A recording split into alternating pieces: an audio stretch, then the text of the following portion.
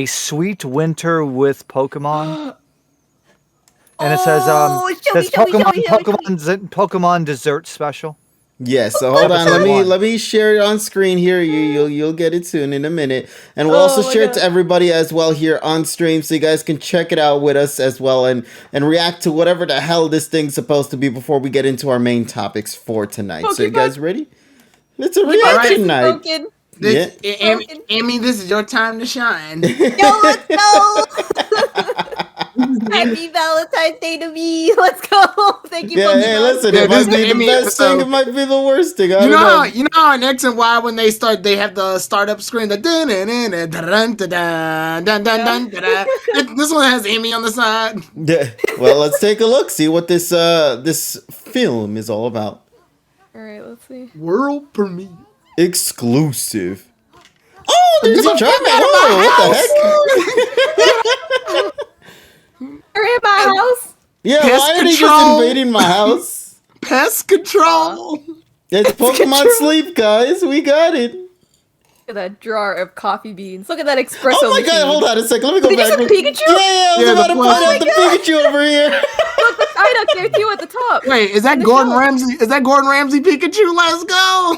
Oh my god. Oh yeah, there's this look at that little nice Psyduck up there. Oh my god. Oh. I'm pretty confident there's some references somewhere. We got to keep our eyes peeled throughout this thing. We need to hear the audio too, by the way. So. Oh, is it not playing for you? Well, I paused it, that's why. It's very quiet, I think that's what it is. There we go, we got it. Look at that tap. Look at that phone. Look at that mug. Oh my god. Wait, KG. Yes. KG, go back a little bit. Okay, where? While he was pouring it in the mug. Look at his Band-Aid. Okay, hold on.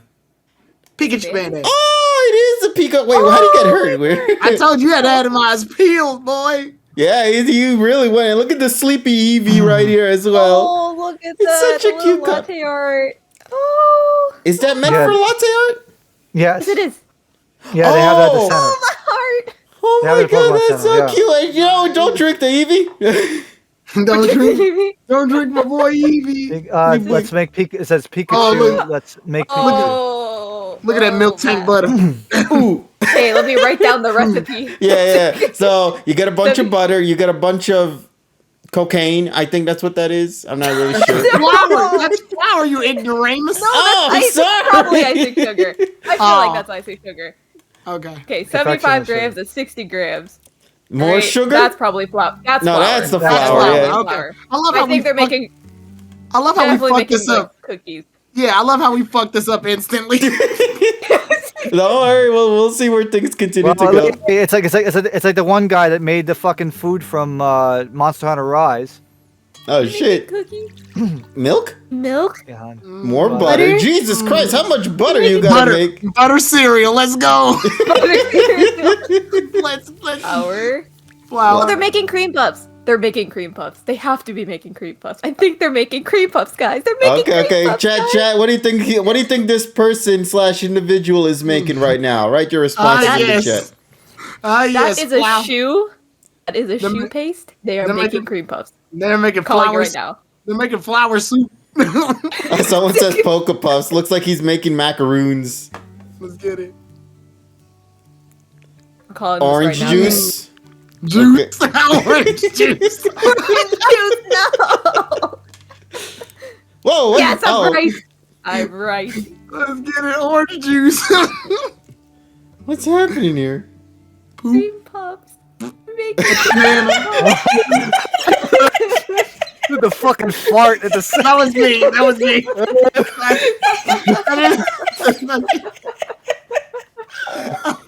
Oh god.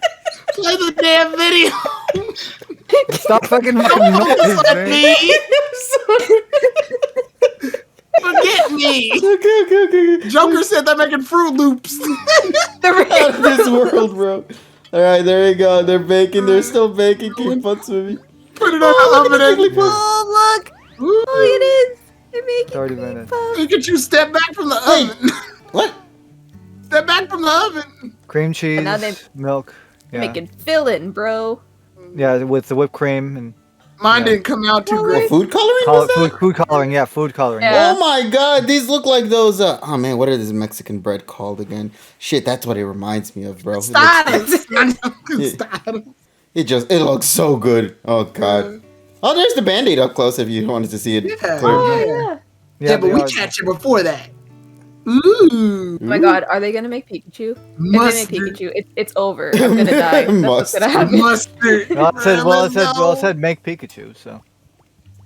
Hold on, what's going on here? Oh, Pikachu! Look how fuzzy the Pikachu is. You see Yeah, that? I like the Chocolate, ears. and Yeah. it's gonna still, melt the chocolate over, yeah. Oh, look at the Charmander In plushie. the pipe, yeah. Oh yeah, look at that, just hidden in the background Yeah, there. in the back. Yeah. Look at them piping skills. Look at them. Whoa, what? Guy looks like Oh, young they're ears. gonna like harden it, I assume then. Yeah, the ears Yeah. are gonna be like the chocolate part. Oh, that is so awesome! Look at Into the that. cream, yeah. Are those like meant to be little hats? Oh, the Pikachu coming out. Oh! my Where's the little heart. red dots? There they are. There they Oh, are. the little, Oh. fingers. Oh, there's Why so do it look many like of the them. Detective Pikachu? That is so Jigglypuff cute. is like, what the hell, man? Oh, but the Oh. Jigglypuff doesn't get No, anything. no Jigglypuff puffs. Oh, Where's that's my sad, puff man. puff? No Jigglypuff. Now we're gonna make it, yeah. now we're we gonna make a Jigglypuff. Ah, ew, orange. That's No, corn, making yeah, more corn. Pikachu. They're yellow. It's a shiny Jigglypuff, excuse you. What? What's going on here? Making them 60-gram balls, yeah. I think this is something different. 45. No one. 45 grams. Whoa! Oh, They become I swole love boys. Jigglypuff, step back from the fucking Butter and oven. sugar. Sugar, spice, and And everything. everything else. like chemical egg. Cream, which is whipped cream. That's whipped cream right there? Yeah, that's well, what. yeah, nama cream, yeah. Ah, okay. Ooh, these Can look I eat nice. it like that? Oh, God, Gonna it's an pipe it. incision. Gonna pipe it. What she said, did you pull out? God. Release the cream. Oh. Oh, we Oh. love shaping. Yeah, see, if I had tried that, it wouldn't have turned out like that. How'd I make a rhombus? Mayo. Let's go. Oh, yeah. I could. Mayo. It's pink! Where'd the pink come from? Food coloring? Food Off-screen coloring, land. Look at all that food coloring you wasting. Oh my god! No, wait, no. See, they have like the little holes down there so They that got like way a they can strainer. reuse it again. Oh, Yeah. Oh, that is so cute! Oh my god! Look at them! And you too can create your very own if you know how to actually use the cooking utensils and shit. Oh, it's doing the cry. I mean, the I don't song. wanted the chef to just fall out and fall asleep. Yeah, like just bang his face like on the freaking food. like the little Pikachu puffs fall down. Oh man. Oh, they sort of okay. did, but they didn't break Sorta. it, so that's good. Not as destructive and comedic as I wanted, but you know. The Jigglypuff took the food, didn't it? Jigglypuff confirmed Oh, for hey, cannibalism. that Psyduck over there drinking some coffee though. The latte. Yeah. He stole the man's latte. Oh, I get it. Because coffee is caffeine. Jigglypuff can't make Psyduck go to sleep because it's a caffeinated drink. Oh man, that is adorable. Oh, there you go. Oh, that was so cute. I need to make everything now. Oh. All right, here's your assignment. All right, assignment. All right, here we go. I'm in America. Wait, you don't live in America. KG, when are you in the PokePod going to get your own baking show? Yeah, guys. When? I don't really know a baker in the group though that can do that. Yeah, we unfortunately. don't have any At bakers. least Emmy doesn't have to Yeah. wear the fucking black gloves and shit and doing like the hand wiggles and shit.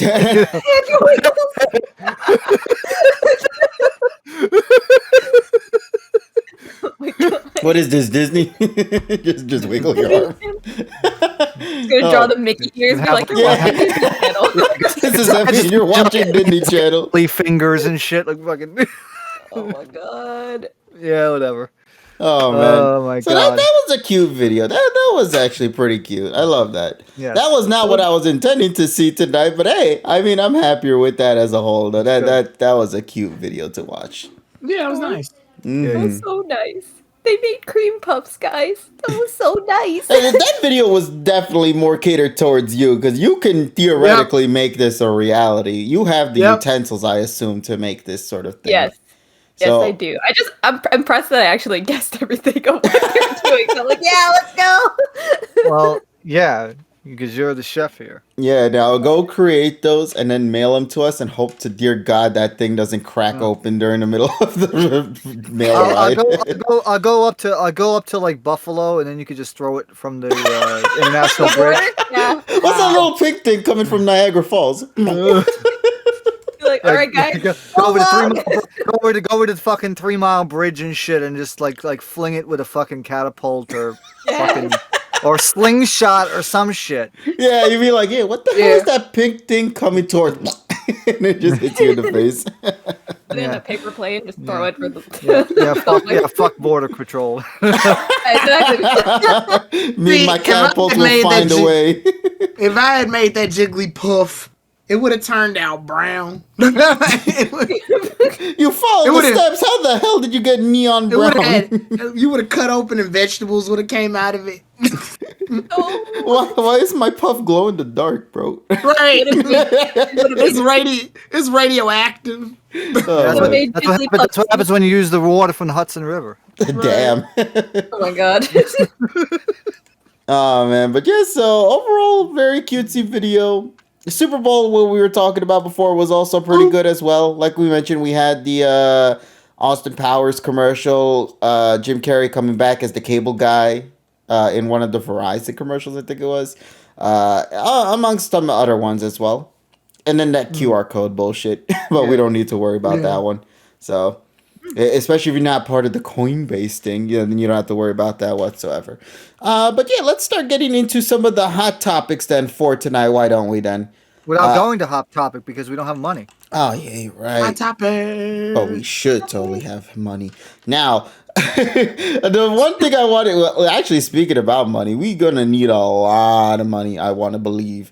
In case people are unfamiliar with what happened not too long ago, last week the Nintendo Direct aired on February the 9th of this year, highlighting a lot, and I mean a lot, for the first half of 2022, and even teasing a title that's expected to release sometime at the end of this year, which is a big one. And we'll get into that when we get to that. But there is one very important thing to note about it. Y'all got coconut mauled. If you know the meme, you'll understand where I'm saying with that one. But yeah, it really was also like a Square Enix Direct. If you guys enjoy your Square Enix JRPGs and all that, you got a lot of it. In fact, I want to say this Nintendo Direct felt like a retro Direct more than anything else that we've ever had with They pulled out some weird titles, some titles you would not think first off like, oh, this is it. This is what's getting the fucking... This is what's getting revived, or this is what's getting the treatment. Yeah, or this is coming back as a remaster, or this one's getting a sequel out of nowhere. It's like, nah, we got a lot to get into for that one. So, chat, let's go take this opportunity to go and talk about the latest Nintendo Direct from Nintendo. And what better way to go and kick things off with the discussion than by talking about some of the more iconic moments from this particular Direct. We're not going to talk about every single bit because I think that's just way too many, and I don't really think there's going to be a lot of focus towards particular ones that we don't really need to focus on. But the ones that notepad of stuff that I wrote down. Yeah, so let me go and bring up the first one then, why don't I? So let's get and talk about the latest one for Mario Kart 8 Deluxe. A game that came out, I think, in 2014 on the Wii U, that released in 2017 or 2016. No, was it 2016 Mario or Kart 17 on the Switch? Old.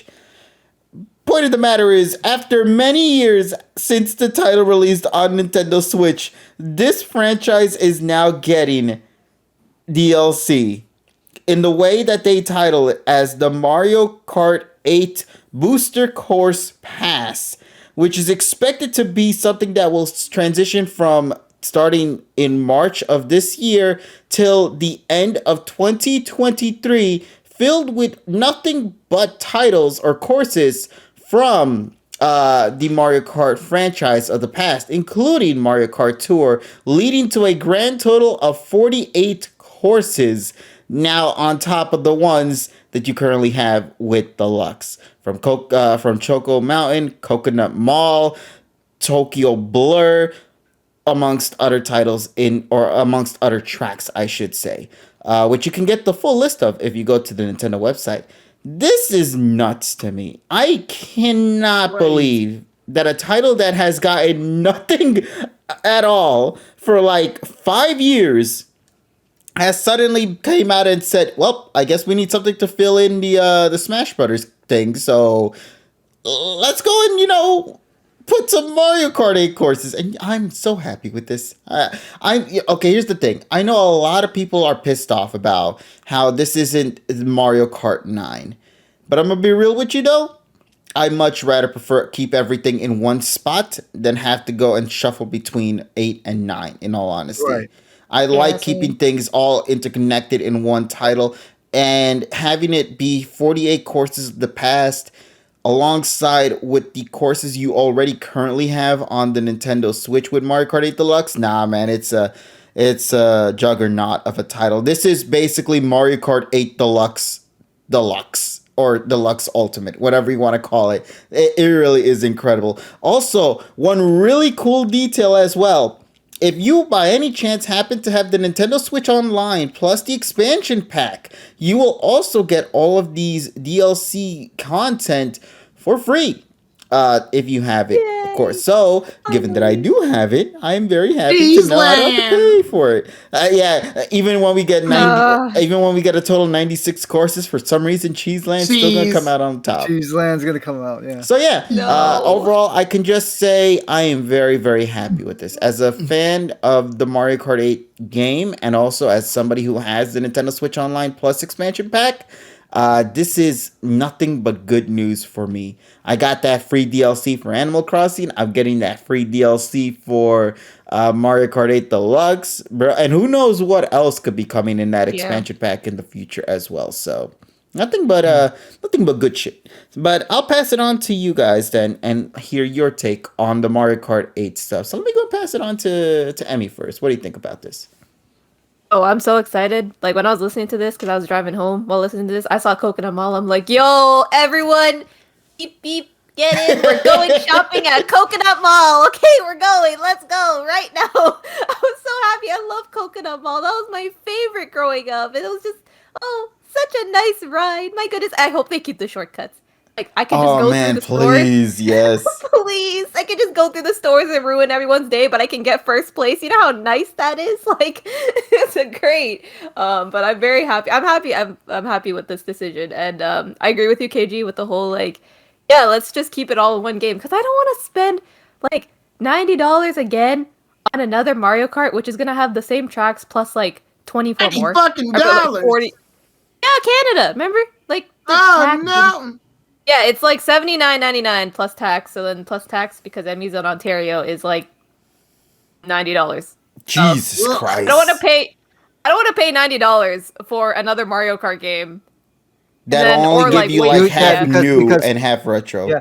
Yeah, because Ontario has the same acronym as an old hard drive manufacturer as a fucking tax, right? Exactly. It does though. It's HGS2. so true. Yeah.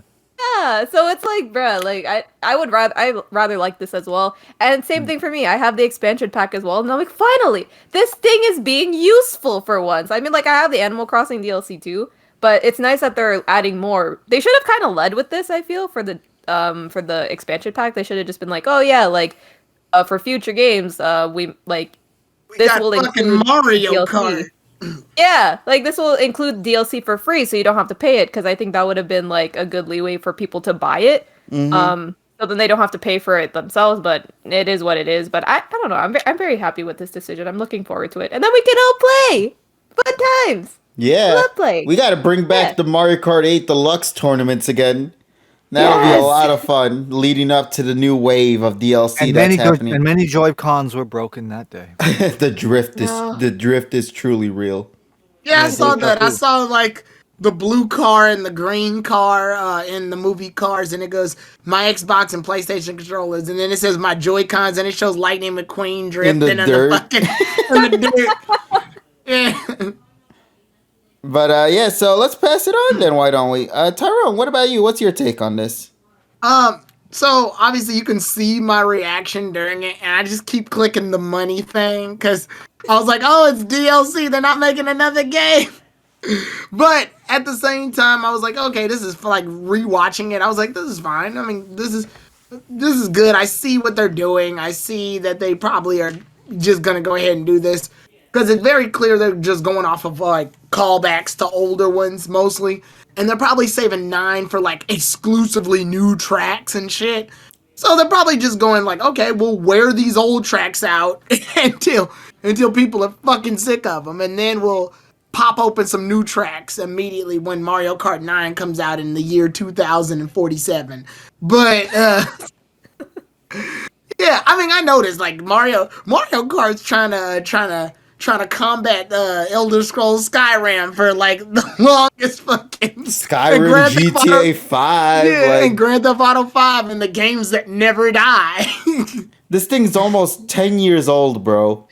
Yeah, the funny thing is though, unlike those other two games, this is still actually more fun to play online. Yeah, definitely. I just imagine like you know the meme or you know the imagery in Dragon Ball Z when the characters shoot like a bunch of energy blast and then it doesn't kill the villain. It's just them standing there annoyed.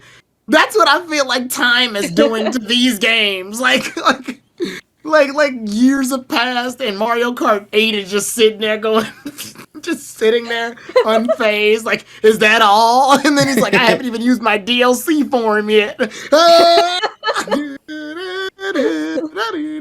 It's like, you ever know like those anime shows that suddenly just stop after a season and then 10 years later they're like, season 2 confirmed. And it's like, wait, what the fuck? Well, yeah, I think it's interesting you said that. I think that's the theme of this entire fucking direct. Is shit that came out of pure nowhere. I'm talking pure, and obviously we'll talk about a little of them, but I wrote some of them down. But holy yeah, like the theming is shit that came out of absolute nowhere. And I at first I wasn't really a Mario Kart player for real. I only started really playing Mario Kart when KG's like, hey, we should all stream Mario Kart together. And now I'm starting to like go, yeah, Mario Kart's pretty cool. Yeah. Yay! We converted him. I know, right? I'm not gonna sit here and like play competitively or nothing, but it's good to like occasionally talk with you guys and bullshit. I'm curious, KG, is the Booster Course Pass on sales only Switch Online, or is it a physical copy? No, how it works is that you need Mario Kart 8 Deluxe, and this is downloadable content for Mario Kart 8 Deluxe. So it'll cost you, as it states there, $24.99, and even it tells you at the end as well that this is something that you will need and require the full version of the game to use this downloadable content. So you need both Mario Kart 8 Deluxe and purchase of this DLC to truly enjoy it. So, yeah, full game required. If you happen to have a friend, though, that doesn't use their Mario Kart 8, that's another alternative you can do, where you can borrow their game and still use the DLC without having to pay for the full game. So, yeah. I think that's what my buddy Polly actually said that she was going to do. Yeah. Where whenever Brother Will would not be playing, she'll just yoink the Mario Kart 8 game and just play the DLC like as is. Brother Will. Mm-hmm. Sorry, drinking water. But let me go past this now to the next one then. TSS, what about you, though? What do you think about this DLC? I think it's a great idea. I think nobody would be willing to fucking shell out $60 for another full-blown Mario Kart game at this stage of the game. Right. It's the old adage, if it ain't broke, don't fix it. I've liked Mario Kart 8. I've liked Mario Kart in general since 64, but Mario Kart 7 was the first real Mario Kart game that I really enjoyed and played. That was actually my first 3DS game. Actually, I got that as part of like a promotion from I think it was December 2011. for Best Buy, and I ended up getting that and a $50 gift card or whatever. But having 8 Deluxe having these courses. Now, some eagle-eyed people have said that the courses are less fidelity than the stock courses on 8 Deluxe. Which, okay, I can understand why they had to go with a simplistic design because, well, number one, I don't know if they still have the original source code for the regular game, or maybe they don't have the time to make the high resolution assets. Some people are saying that they might be borrowed assets from Mario Kart Tour. That is correct, because all these courses that were confirmed are literally also courses that were already in Tour. And they're just saying that because they even mentioned which I did play. Yeah, so basically it's remastering the remastered courses that are in Tour. Because they already have the source code ready, and then just cross compile it to make it work on the Switch, and then integrate it with the engine, and then boom, you're done. Now I want to bring up something that Nintendo. Hey, real quick, can we get the costumes that were in Tour? I'm just saying. Hey, listen, man, if you can give, if you're not gonna there's give me any there's new a bathing characters, suit Daisy in Tour. If they don't give me new characters, give me alternate costumes, bro. That would kill. The ultimate answer is now we gotta wait about maybe 7 or 8 years. Somebody will reverse engineer the online, just like they did with freaking with Mario Kart Wii, and then you have to get a freaking mod, and then you run Atmosphere and all that shit. Yeah, and then I can finally play as Thomas the Tank Engine the way God intended to in Mario Kart. There's a bathing suit. There's a bathing suit, Daisy. Get your hands off me. There's a bathing suit, Daisy. There's a swimsuit Rosalina as well. No swimsuit Rosalina for you, Tyrone. I don't want Rosalina. I wanted Daisy. I want the witch Rosalina, bro. Let me have it, man. I made it very clear. Speaking of which, I did like the fact on my Google News feed a few days ago. Somebody said it was like a secret about Princess Peach, and the fucking card with the image was fucking Daisy, and I'm like, these people don't know shit. Wow. God. Now, I want to bring up something you stated, TSS, about how these courses look like they're just ripped out, or like that's how the fan feedback has been towards this. Yeah. But there is noticeable changes because most people don't realize it, but the tracks that are in Mario Kart in this trailer are actually still being worked on. Because if you take a close look behind Mario here in this shot, behind the mushroom, you'll see the Sky Garden there. And if you pay attention to the tiling on the floor there, it is in the gray coloring. However, if you were to go back and say rewatch the trailer again and see if you can find the particular moment when they actually show off the course, we can actually show off the fact that it's now orange here. Which is different layout color than the gray that they had in the screenshot. So essentially, the game is still, and I mean, it even mentions it still in development. It's not final, so it's being worked on. It's not literally copy and paste because Nintendo EAD knows how to say game not final, while Game Freak does not. But it's another fucking thing. Yeah, that'll be for another day. But the point of the matter is the fans need to at least take note on that. They aren't copy pasting it. There is modifications happening. We're only getting a glimpse of it, and we don't know what's happening between now and the mouth. Because they might take the course layouts from Tour, but they still have to build the assets, and I think probably they're polishing up the assets to make this, presentable on the Switch. Exactly. And who knows? It might look even better when we're actually racing in it. But the one thing I'm most excited about with this is the fact that the remixes, though. Oh my god, I cannot wait for the remixes. We already got a glimpse of it with Coconut Mall. So I need to hear Sky Gardens remix. I need to hear Choco Mountain remix. I'm so excited for this, man. It's going to be a lot of fun. So yeah, do Tour and 8 run on the same engine? I don't think so.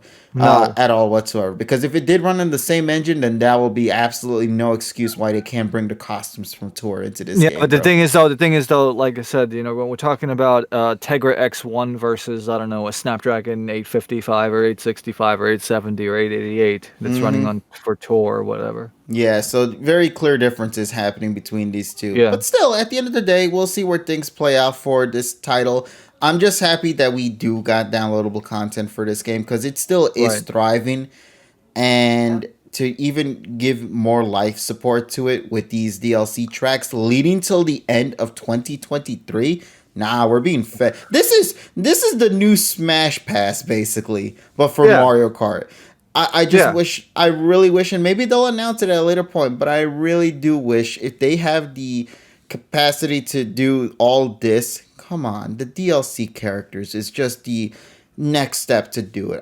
If you're not going to give us a new Mario Kart game till, say, 2024 or whenever the next console comes out, at least give us new characters, or if you can't, give us costumes for the pre-existing characters. I think people would Don't live for want that. new characters to turn into a Smash thing. I didn't even like it when it was a Smash thing, because then it was no longer, oh, let's get into it for the fighting aspect. It's, ooh, who's going to be up next? I hope it's Ridley that I'm not going to use for months at a time. But I mean, with Mario Kart 8, though, it works better because it's not a None of the character, it's characters matter, tracks. yeah. It's like, oh my Yeah. god, will Waluigi Pinball from Mario Kart DS return? Or will it be like the one I said about Choco Mountain? Will it come back? And then look, they actually showed it in this trailer in particular. That was for me right there. I got my Choco Mountain. I'm so happy about that. Now give me a Snowbird Snowland from Mario Kart 64 and the Donkey Kong one as well, and we'll be good.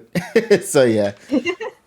But overall, very, very solid presentation for the Mario Kart 8 Deluxe. Definitely the most surprising thing in this Direct for me personally, only just because about how this game is pretty much 10 years old almost at this point. It's kind of crazy to think about that. So, yeah. However, the excitement for this game doesn't end here because we have some shockers. So let's get into it. Fire Emblem, the Three Hopes one. It's another Fire Emblem game that's tied to Warriors. Yeah. Not much to say on that. No Man's Sky is another one we could talk about briefly. Oh, shit, I forgot about that one. Here's the thing, though. They didn't mention it being a cloud version. This is running on the Switch natively, which is the shocker for me personally. Get off of there! Sorry. So yeah, it's shocking that this game's running pretty smoothly on the Switch. I mean, there's still some jitters here and there, but for the most part, this thing looks really good on the Switch. It's running at 30 FPS, obviously. Yeah, of course. I ain't I don't like expecting how no he 60. rides on this dragonfly creature. Yeah, I like hate he's it. this big Hate muscular it. man and this little puny. Yeah, it just looks like, I don't know, it's just jarring to me. Oh, you know what weird. it is, Tyrone? It's What? like John telling your Madden. Pidgey to fly. Yeah. Yeah, that's what it's like it is. telling Pidgey to fly to the next city. Yeah, It yeah, doesn't it's make literally sense. Pidgey flying. I hate it. So yeah, that's I the hate the way big it shocker looks. there. But now let's get to the big one, the big shock for sports fans, at least in the Liz. soccer side of Okay, things. so they bittersweet at me with this one, but you can come to me later.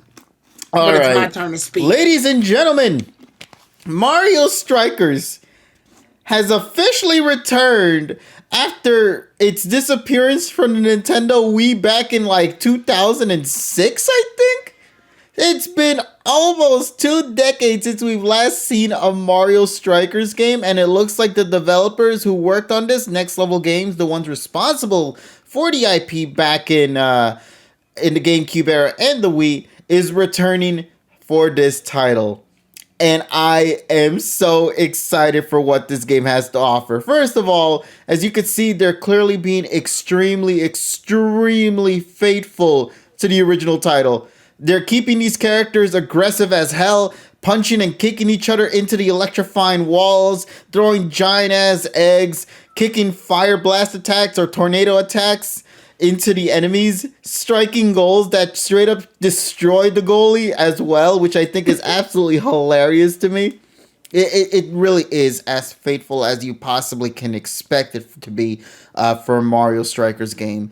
I'm just only saying, the only thing I'm requesting is one simple thing. I need my boy Waluigi to come back and do his signature thrust attack. That's all I need him to do, man. He needs to do the hip thrust. You give me that, we good to go. But with that being said, of course, this isn't simply just straight up Mario Strikers like the past. No, as they mentioned here, they incorporated some brand new elements into the game to keep it a little fresh, of course, such as the gears that are now also going to be implemented to give you additional boost in strength, speed, accuracy, amongst other stuff. But they'll also be in the cutscenes as well when you're doing your signature hyper attack that's shown off on screen.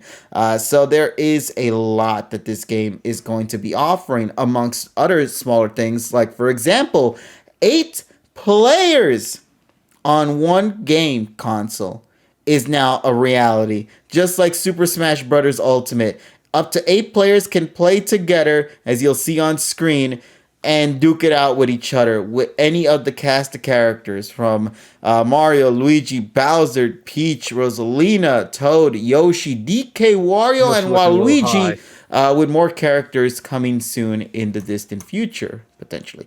So, yeah, this game looks absolutely exhilarating, fun, and I cannot wait to see what this game can continue to offer. We also got online abilities as well, such as what they call the online clubs. That's correct, chat. You can create your own club. Up to 20 people can join per club, and that said club can also try to work in the ranks, where you could try to be the best club out there amongst the ones worldwide. Will you be the greatest soccer club ever created in the world of Mario Strikers Battle League? That's up for you to decide when this game officially releases on the Nintendo Switch later this year, which I believe the release date for it was on June 10th, and it just so happened to show off on screen. So there you go. So yeah. Overall, very excited for this title. If you guys are big soccer fans, especially with the Striker series, this right here is going to kick absolute ass. I'm so excited for this. But yeah, let me go and pass it on to some peeps then. We'll go backwards this time around. So TSS, what do you think about the Strikers game coming back? Well, first of all, I hope this kicks people off fucking FIFA 22, because we don't need that shit. And they go fuck themselves, fucking EA motherfuckers. So Strikers. Never really played Strikers because I didn't get a Wii until like 2011. So by that time, when GameStop decided to sell this shit at like $65 or whatever the fuck that asinine price they're trying to charge. But no, this looks really intriguing. For the people that absolutely love soccer games, I think this is going to be like another one for the collection. And this looks like really, really a fun time. I think this might be a maybe for me because, well, I see this game as being fun, probably with playing with friends as opposed to playing alone. So I'm about maybe 50%. I'll probably get this, but probably not until later. Maybe like on, a price cut you'll probably wait for. Yeah. It's either like a sale or if I have absolutely no game to play. But this one does definitely look fun. If they have Birdo though, all bets are off. Yes. Wait, your main is Birdo? Just out of curiosity, TSS? Well, yeah, like on Mario Tennis, that's mine. Oh, okay. I didn't really know your main actually for Mario. No, I could see it. It was either that or Shy Guy. Yeah, and I guess Birdo was a shocker for me. I never knew that, so that's really great. Yeah, I mean, like you stated, TSS, this game runs on multiplayer. This is pretty much like Mario Party or Mario Kart. It's friends required to get the full experience. This is how I grew up with this. I grew up with this game with Melee and Mario Party on the GameCube era. Like, that shit was nothing but memories, bro. Just Birdo. Pure adrenaline memories, man. So yeah, I'm talking about Birdo. Yeah, Birdo, everyone's favorite bird, though. So now here's the thing, though. TSS, as you mentioned before, to worth getting it or not at this time, like you stated before, probably not now. But I do hope that we do get a direct solely based on this title, just to give us a little bit more information towards what this game can continue to offer, like what they did for Mario Golf. What they did for tennis, I believe. It only just Yeah. feels appropriate to do a direct for this. Even maybe announce like downloadable content, like oh these characters are on their way. I would These courses I are- would love to have I would love personally to have like maybe like a commemorative like FIFA stadium or something, but like a legitimate battlefield, like items yeah, like on, yeah, you items get, like, you get off, like all that. well, you get like a DLC with like Manchester United or some shit. Like Yeah. I mean, they did that sort of shit with basketball back on the GameCube Well- era. Remember when well, Mario and was throwing also hoops in there? well, and also to be fair, Mario Kart 8 had the one from Mercedes, so So anything's possible. You are correct Yeah. on that. Yep. Let's continue then to the next person. What about you, Emmy? What do you think about this? Ronaldo. I'm kind of in the same boat as TSS. I think I played. I don't know if I played Strikers like growing up. I'm like I feel like I have, but I don't remember it. So I'm gonna say that I didn't. But like this game looks really fun. And what's it called? I was looking at the chat too, and Kuro said we can make a team with 20 players, and then we would just be called the Prestigers. Go. I'm so down. I love that. Christ. We can become the Prestigers, guys. My We'll God. win. We'll win, guys. We'll take over. We'll go to finals. We'll go to nationals. Let's go right We now. will be the Manchester United. We'll go to FIFA. Oh, But, We're like, gonna yeah. we're gonna bend it like Beckham, except that's copyright infringement. not unless we make it our big thing. Oh man, but yeah, you are absolutely correct. I think the aspect of like the online community can really make this game blow up more than it has ever before. Yeah, I think. Oh wait, okay. Joker said Sluggers. I think that's what I played. I don't think I played Strikers. I Oh, think- baseball sluggers. You played Yeah. baseball. Yeah, I think that's what I played instead. But no, I like soccer though, so like this looks interesting, and also just the multiplayer aspect of it. And 8 players, yo, that's really cool. I like that. Dabba dibba dabba dibba grumcade. Yeah. But yeah, that's pretty much it. I'm excited. All right, then. What about you, Tyrone? Well, what's happening with you, buddy? Because it said you had something you wanted to talk about. All right. So I'm happy because the game's coming out. It's very cool that Mario Strikers is always that weird, like, it was that, I mean, Mario games are versatile. Like, there's a Mario game for pretty much everything at this point. But Mario Strikers has always had that weird, made from a different cloth feel about it. Like, it always felt like the outlier, but not in a bad way. It was always like the too cool for school Mario game compared to all the others. But there's a reason in particular that I liked it. Mario Strikers. So allow me to tell you all in the chat about my love for my favorite Mario character, which you guys already know, is Daisy. Yes. Here is where my love for Daisy starts. In Mario Strikers for the GameCube. Why? Because all the way up to this point, before this game came out, Daisy was mostly just known as that other princess. The princess wearing the yellow outfit, or the princess wearing the orange outfit, or whatever have you. In Mario Party games, she was just the other princess, and unless you really played Super Mario Land, you didn't really know much about Daisy. You did. Strikers took Daisy and made her a fucking badass. She falls from the goddamn sky. One of her animations is literally her licking her thumb and putting it on her butt, and then steam comes out and shit. Like, then she does like this cool little animation where, let's say there's a bad play that was called, she'll like rage. Or if like she loses a goal, she roids out on the fucking teammates that are playing with her. She does this cool little soccer like animation that normal soccer players do when they lift their hands up in the air and their legs are crossed on the ground.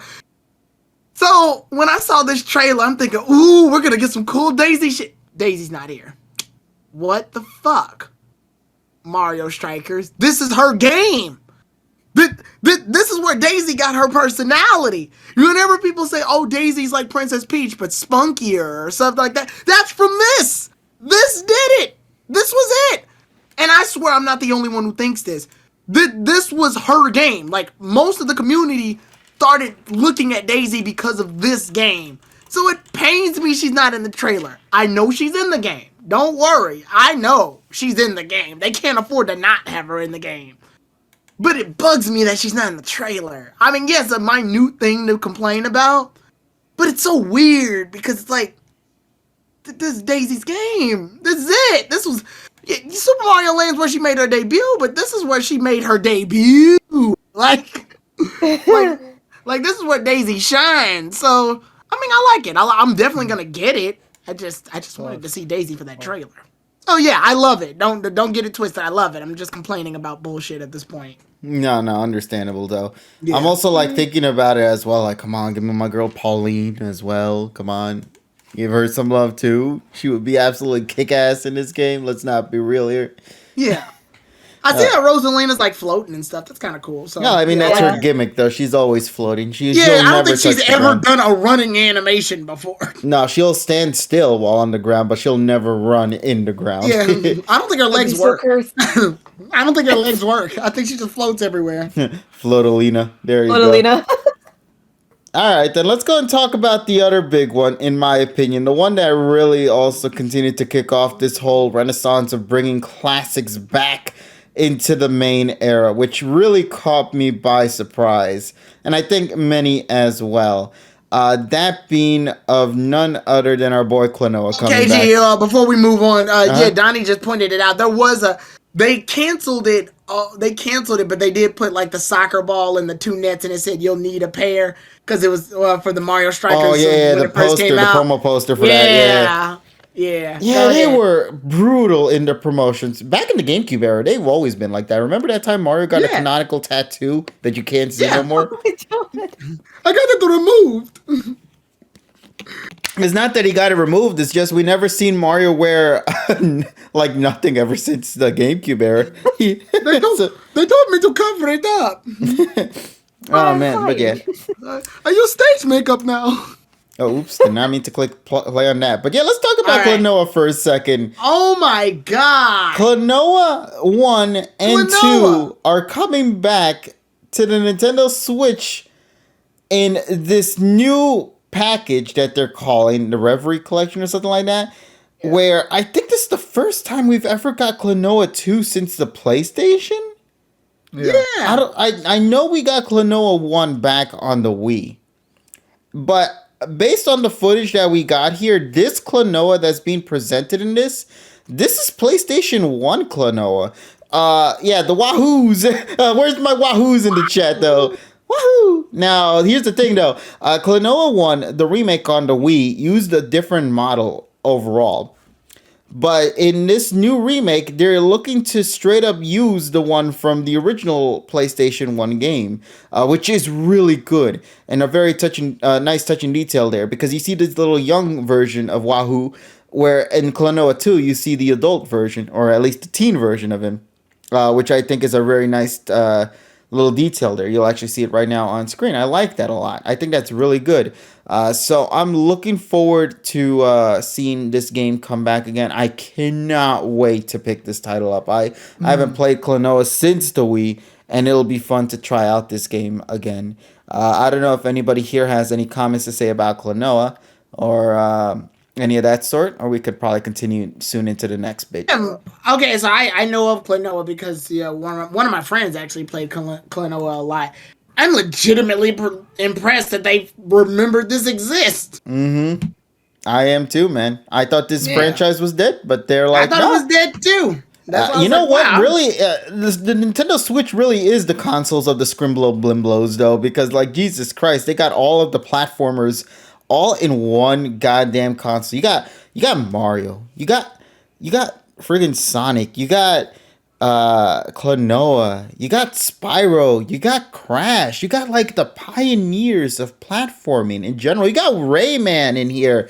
You got like all of these iconic platformers all available on one console. I'm just saying, Namco, give me that Pac-Man World though collection, and then we truly got the we got the true definitive Scrimblow Blimbo experience on the Nintendo Switch. I'm just saying. So yeah. But moving on from the Klonoa hype and all, another big shocker that they had in this presentation was the announcement of the Portal franchise coming to Nintendo Switch. Yeah. So glad you're here. So Portal 1, as well as the sequel, Portal 2, will be coming to the Nintendo Switch, which is honestly really awesome. Titled The Companion Collection. I think this released on consoles beforehand, which is the title that you're using for this one here.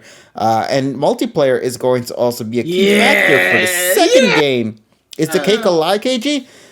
Presumably. But no concrete answer on that part just yet. KG, you and I are going to have so much fun. I cannot wait. I've been wanting to try out Portal for a long time. Yeah, in my reaction, I say I can't wait to force KG to play this. Nah, man. I'm going to be as excited as you are to try out this game. I'll be sitting around with a copy of Portal and Portal 2 that I've owned for the last 12 years. How's your experience with those titles been like, or have you not touched them? It's been well, no, it's been fun. It's just like I said, Portal 1, especially with the Half-Life 2 engine, the original engine.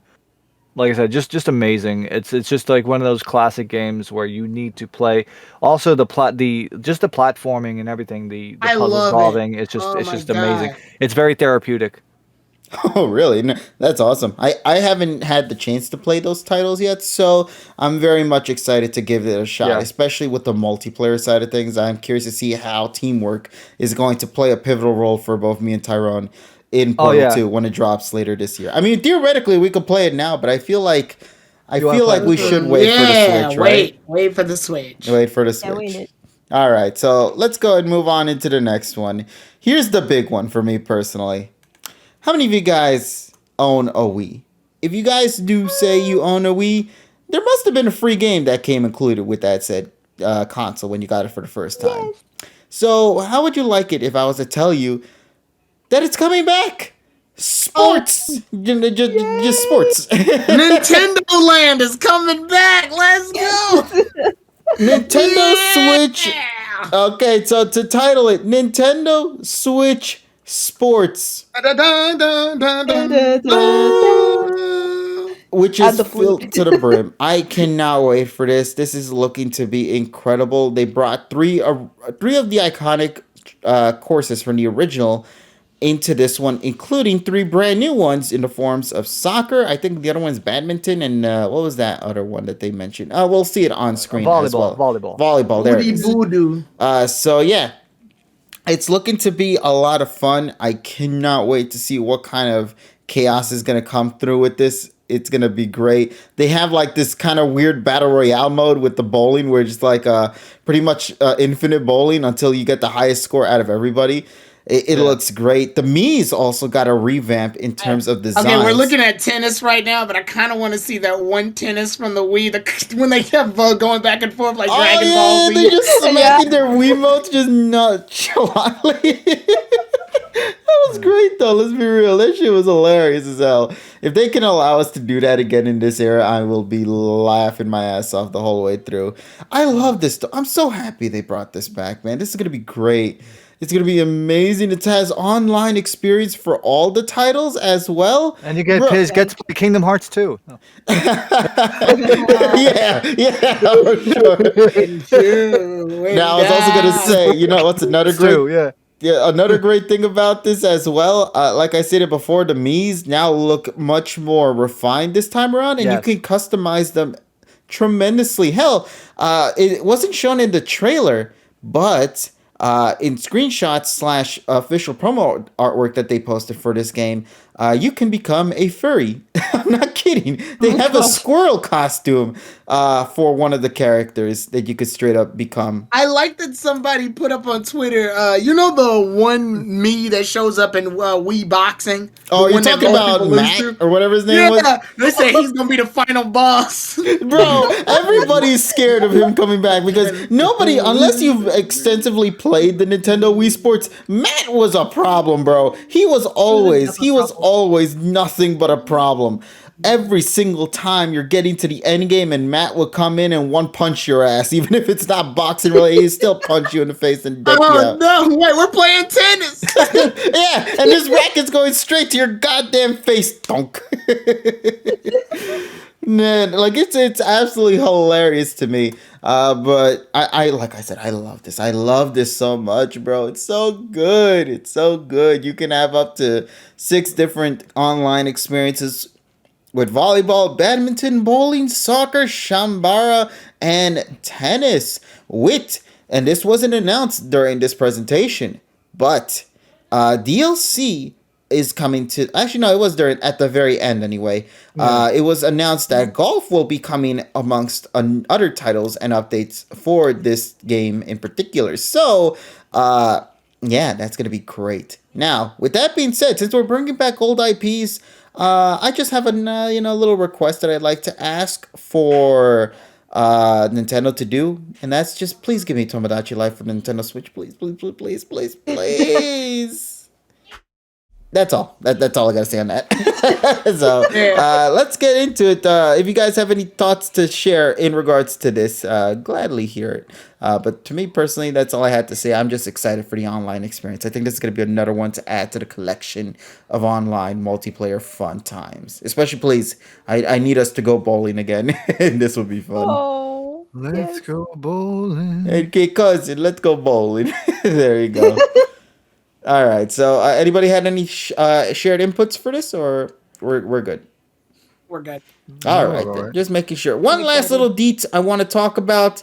Very small thing. Not many here will probably talk about it because I don't think you've ever played the franchises leading up to this. But the final game that was announced during this Nintendo Direct is the sequel to Xenoblade Chronicles 1 and Xenoblade Chronicles 2, being, of course, none other than Xenoblade Chronicles 3, which is going to be an interesting title because it is expected to take the events that happen at the end of Xenoblade Chronicles 1 and Xenoblade Chronicles 2 and fuse it together to create what we're going to be getting into this experience with 3. Because this isn't simply a sequel to 2, it's a sequel to 1 as well. And not in just like it just being numerical. No, I mean there's like more to it than what meets the eye. But you have to play the 2 titles to really get the full experience as to what this one is going to be, because this requires your knowledge on those specific games. Hell, who knows? This could also be tied to Xenogears as well. And the way to play those titles aren't exactly very easy. I'm just going to say that right now. You got to spend a lot of money for those. But really, though, I'm just excited to see Xenoblade Chronicles. I think my favorite thing, I'm going to be real with you, my favorite thing about Xenoblade Chronicles 3 is that Nintendo is really pushing this franchise. They saved this for the finale. They let this be the Megaton announcement. I'm happy that Nintendo's been doing this lately with Xenoblade. They know that Xenoblade has this potential to become a heavy hitter to join the likes of Kirby and all the other characters, that are like these pioneers in the world of Nintendo. And I'm so happy that they're giving Xenoblade Chronicles 3 an opportunity to make this a reality. So, yeah, very, very happy with this. Now, I can't go into the specifics as to like what this game unfolds because I don't know those here in the call who will intend to maybe play 1 and 2 at some point in the future, but there is a lot of moments that are presented in this trailer that take elements from 2 and 1. So yeah.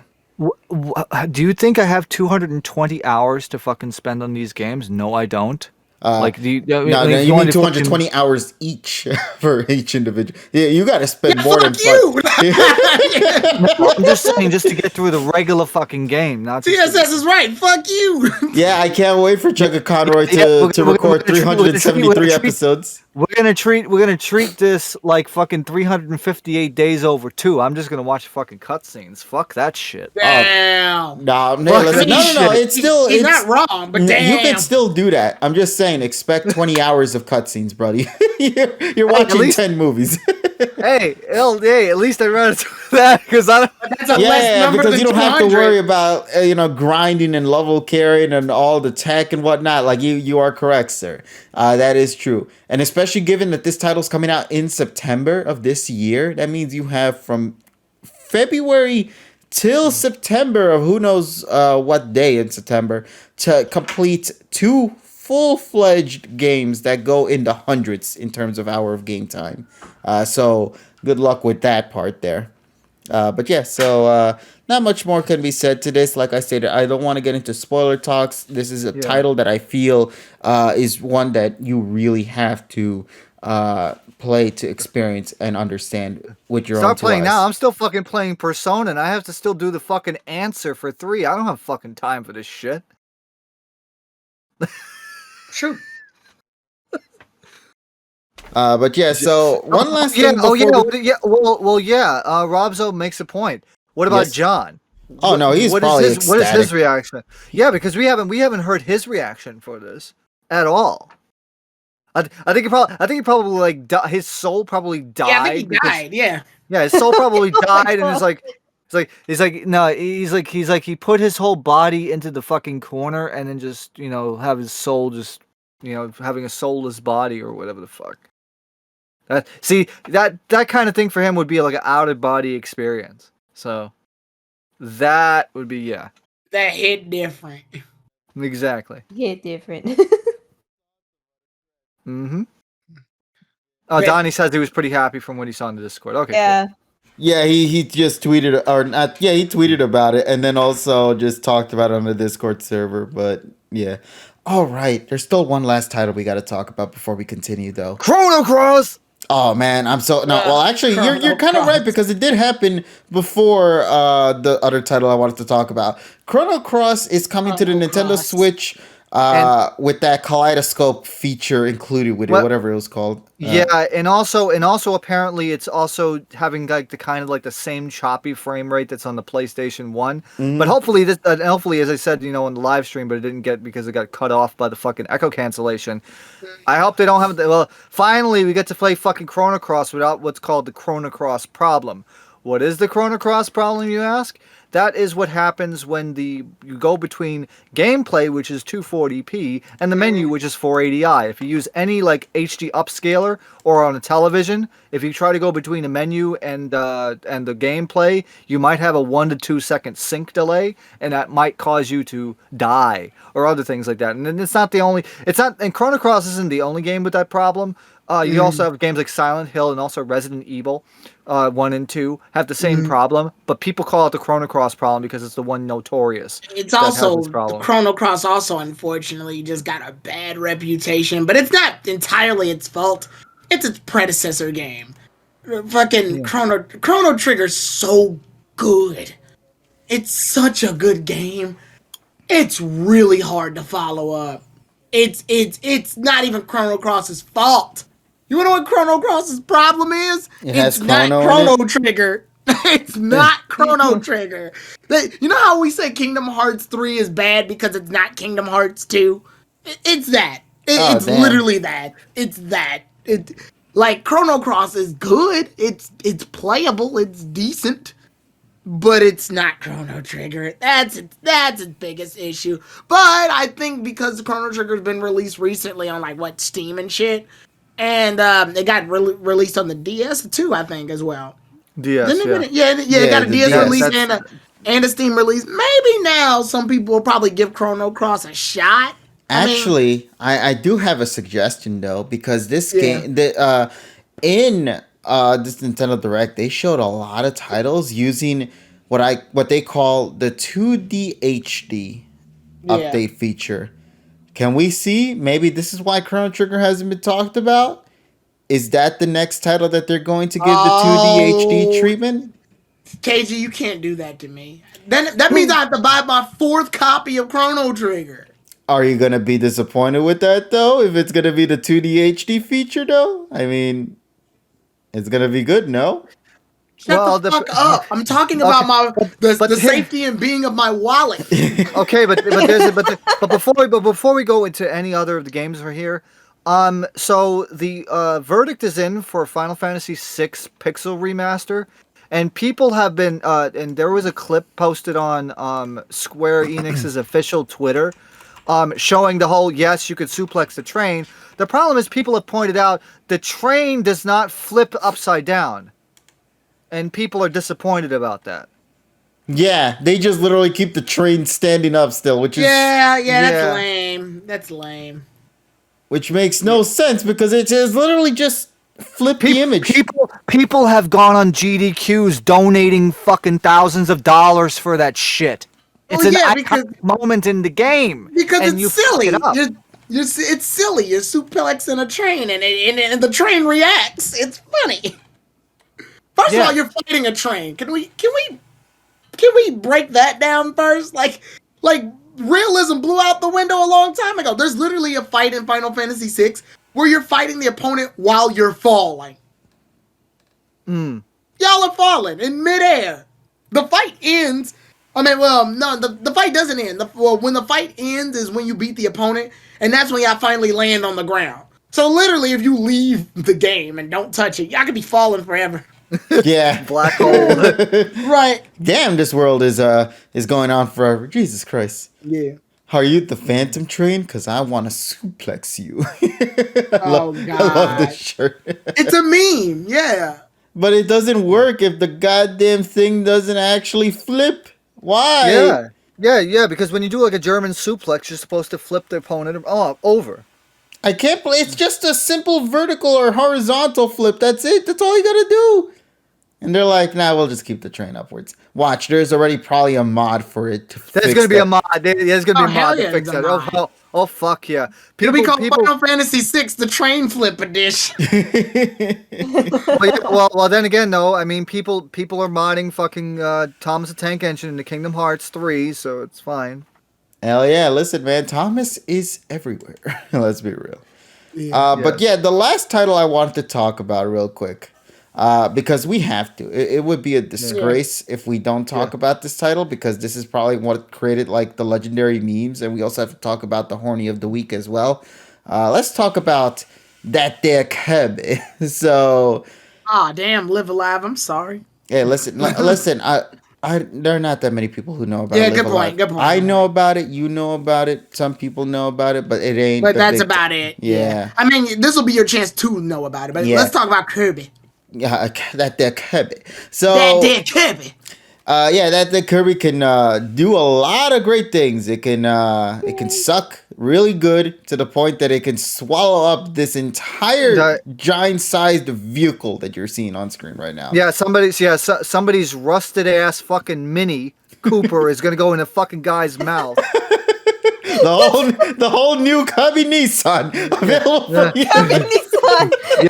Nissan. Yeah, with like fucking rust through the fucking floorboards, rusted transmission. And you fucking just keep on going. Hey, but that radio still works though. That's what matters. And somebody has already made this mod for Mario Kart 8 on. Yeah, Mario Kart 8 and Mario Kart Wii, bro. That's the killer thing about it. I love it so much. I love that Kirby has become, and just the concept of Kirby doing the, what did they call it, the mouthful mode. I like the Kirby fully loaded. Shows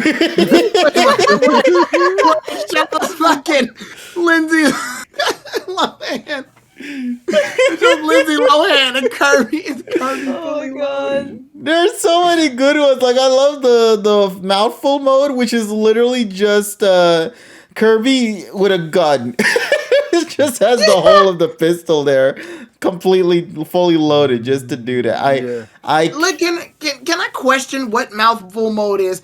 My guess here is that I guess we've never actually seen Kirby try to absorb an inanimate object. That isn't Normally the when block. Kirby does it, normally when Kirby absorbs something, it's always like a poor innocent creature.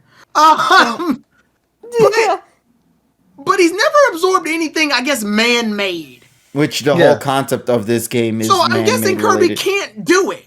Because I guess in the context, Kirby's in this new land, which people are saying is fucking Earth after the fucking after the Backstreet Boys went in full swing.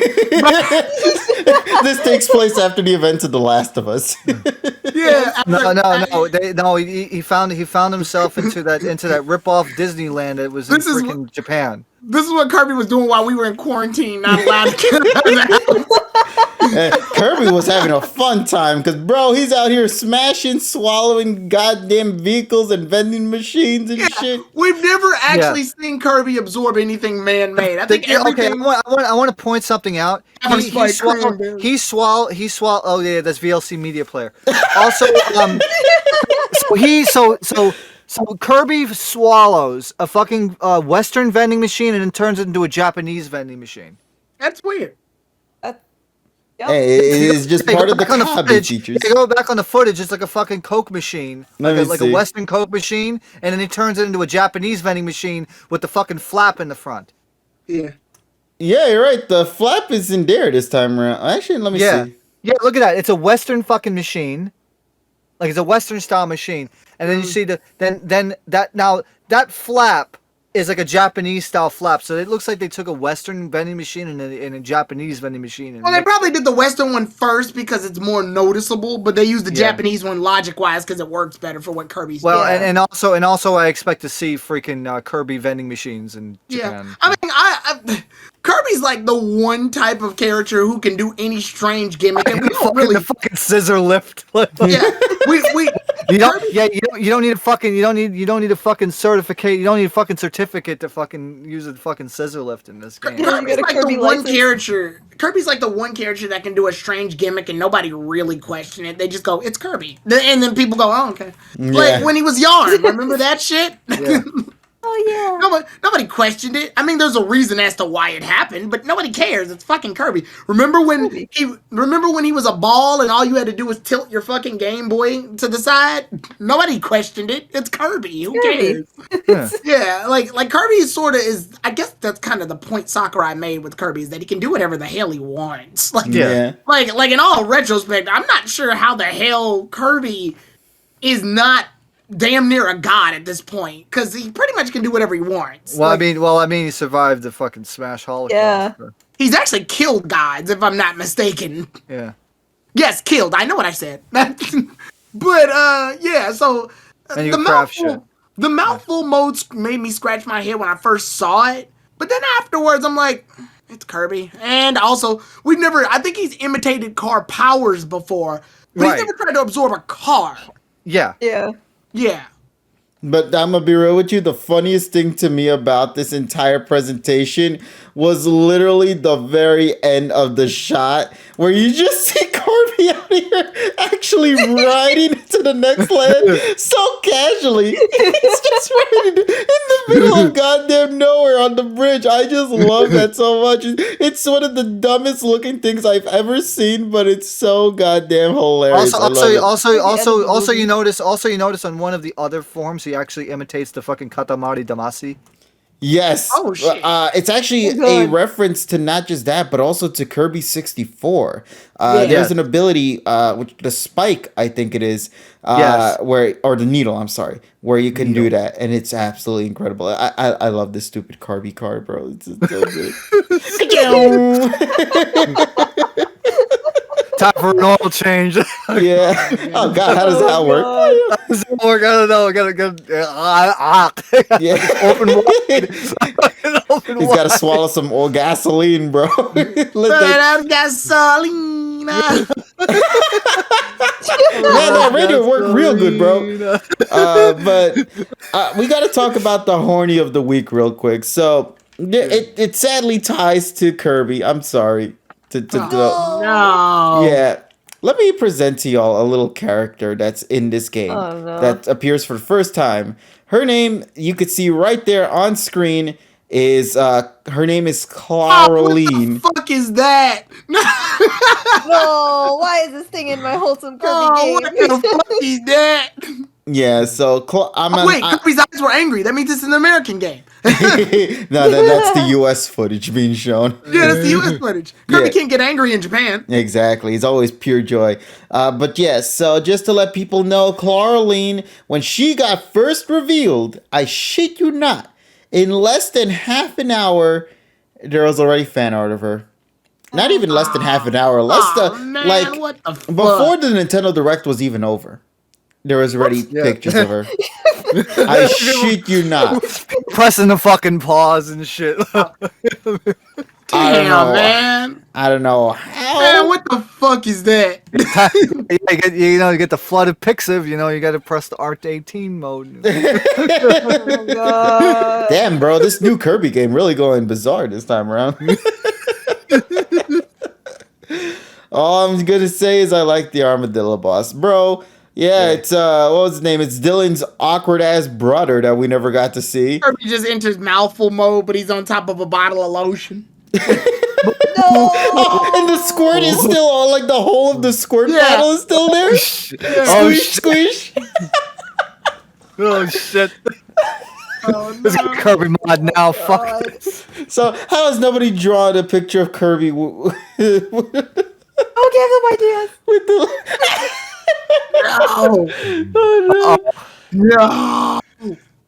KG, why are you assuming it's gender? If we see it, we can always say we asked for this. We did. There's footage of Hey, it. shit, drawing that I shit. ain't drawing that. I'm drawing that. I ain't drawing that. Okay, moving on. KG, dog. Us. But yeah, most important thing about this Kirby game coming out next month on March 25th. Wow, yeah, that fucking threw me the Jesus, Kirby. Yeah, I did Damn, too. you can't sneak up on a motherfucker like this. I'm so happy this Kirby game is coming soon. Kirby though. in the Forgotten Land, more like Kirby in the Forgotten Date. What the fuck? Yeah, like I don't remember. Like I think they never had a release date for this until you this can't direct. just fucking sneak up on my wallet like this. I'd much rather have it here than say in summer because summer is already Yeah, filled. but Jesus fucking damn, fucking shit. It's like, oh shit, we didn't show this during the Game Awards. Now we gotta push it all the way till February to reveal that it's coming out next month. March. Yeah. So yeah, this is gonna be a lot of fun. We'll Can't see just where show Kirby up goes. in my wallet like this. All right then. So that's pretty much gonna be our chit chat for the Kirby and I was backwards and the Forgotten Dollar Bills. Forgotten dollar bills. Yeah. Are we gonna swallow my wallet? My goodness. All right. And Kirby then and of the course, Forgotten Bucks. and then of course the Nintendo Direct as a whole. Overall, what more can I say than what a exhilarating and honestly this is my true opinion on this. This was a really, really well-paced Nintendo Direct. I felt it was satisfying. It didn't slow down, maybe like in this Nintendo Switch Sports segment, but I feel that was kind of, it got me like that Wii vibes from the Nintendo E3 days when they did the live performance for that. That was actually really nice. Also, just one more thing. I'm just going to make one statement. So, Sure. MLB The Show 22 is coming out for the Switch for the very first time, and it's going to be interesting, once again to see a PlayStation logo on a freaking Nintendo game. The thing was, I noticed this after the whole thing, but it's like you can transfer your cloud save data between all the consoles, and you have online crossplay with all the consoles. Wait, Sony's doing that? Yes. Wow, they're actually being less strict this So time around. so you can actually cross-play between PlayStation, Xbox, and fucking Switch. Nice. Oh. And Go ahead. yeah, no, I think that was it. Because MLB The Show isn't on PC, I don't believe, so you can actually have all three consoles like crossplay. Nice. Well, that's good. And also save data. Save data also because your save data is stored in like the MLB Cloud or whatever the fuck. Yeah. So that's pretty cool. Indeed. That's cool. All right then, chat. Let's get to this one then. We finally got the Nintendo Direct talks out of the way. We got the Super Bowl talks out of the way. We got the other things talks out of the way. Time to get into our usual rambles of the week. This is going to be based on the Pokemon anime. And what better way to jump into one than by talking about what is, without a doubt, in my opinion, one of the most wildest, exhilarating, out of this world kind of episode. And to explain further in regards to what the hell I mean by that, we gotta go and talk about it, bro, because god damn, what the hell was this? So, what do you guys say? Shall we get into it? Yeah, let's go. All right then, ladies and gents, let's go talk about the latest episode of the Pocket Monsters Jesus crossover with Daniel goodness. Arsham, A Ripple in Time. The latest special collaboration between... Oh, this one good. Yeah, so we're going to thank talk goodness. about this for a brief moment, just for a little bit, because we have to talk about this, because I think it is a needed experience to talk about. What the hell was this? Do you guys not understand It was the Pokemon Master implications? Quest. What's the problem, KG? Do you not understand the implications that just came at the ending of this goddamn episode when we got to see OS Ash Original Kanto Ash. Johto Johto Ash and as well. Johto. Actually, even Hoenn Ash, because Iron Tail was used in this episode. Yeah, I don't get that. That was weird. Yeah, that was weird. And Dialga showed up. Alpha Dialga. Just a giant. Do you understand how insane this episode was? What's I know the best this is a episode of Pokemon special. recently? Ash was running for 6 minutes. Without much dialogue. They were just having all these sceneries being used in the background. Fun fact, by the way. Very fun fact. I didn't know about this until we got more information drop after this special came out. The original character designer that worked on the original series returned to be the character designer for this special, which is why Ash looks as close as possible to his original design from back in the original series. How even like losing the color that he normally would have in his eyes, now reverting back to the original black and white as well, like how it used to be back in the day. That is insane to me that they got the original character design. I mean, the character designer has come back before in past episodes of Sun and Moon, or actually in a bunch of Sun and Moon episodes, and even in X and Y, or specifically X, Y, and Z for episode 3 of the series. So to see this person come back to be the character designer for this special, I thought was a really nice touch. I love the music that played in the background, but to me, without a doubt, the biggest what the hell experience was this motherfucker Dialga being here in this episode / special. Once again, this has nothing in terms of connections to the anime. Let that be abundantly clear. This has no correlations to what's happening. It's the reason why Ash won't age, according to literally everybody on fucking Twitter. Actually, no. Now we know officially that the person who worked on this, they even straight up said Ash forever 10 years old. By the way, like they literally say that in the magazine or in the book that straight up talks about it. So he's canonically stuck as 10 years old. By the way, Chad. So just thought I'd share That's that. stupid. Can we abandon that? Can we just say Ash follows Simpsons logic at this point? Nah. Yeah. Not according to the directors or people working on this. It's just straight up. Nah, he's just stuck as 10 years old forever. Because, like, unfortunately, you would obviously see the aging around, well, with others, but the only time you see that is with Professor Kukui's baby. Outside of that, everybody's relatively the same. Mm-hmm. I'm just shocked with this, though. So what are they? Did they run in on fucking Dialga too? Yeah. So let's get into it. Like I said, I don't have much to say on this special. I've reacted to it when it first came out on Friday. That shit still blows my mind away. I'm gonna be real with you. And I can't wait for the second episode to come out for this. It looks like it will, given the to be continued that showed off at the end of this one, which is, by the way, based off the classic to be continued from the original series, at least till a particular point in the Johto series, at like the later year of it.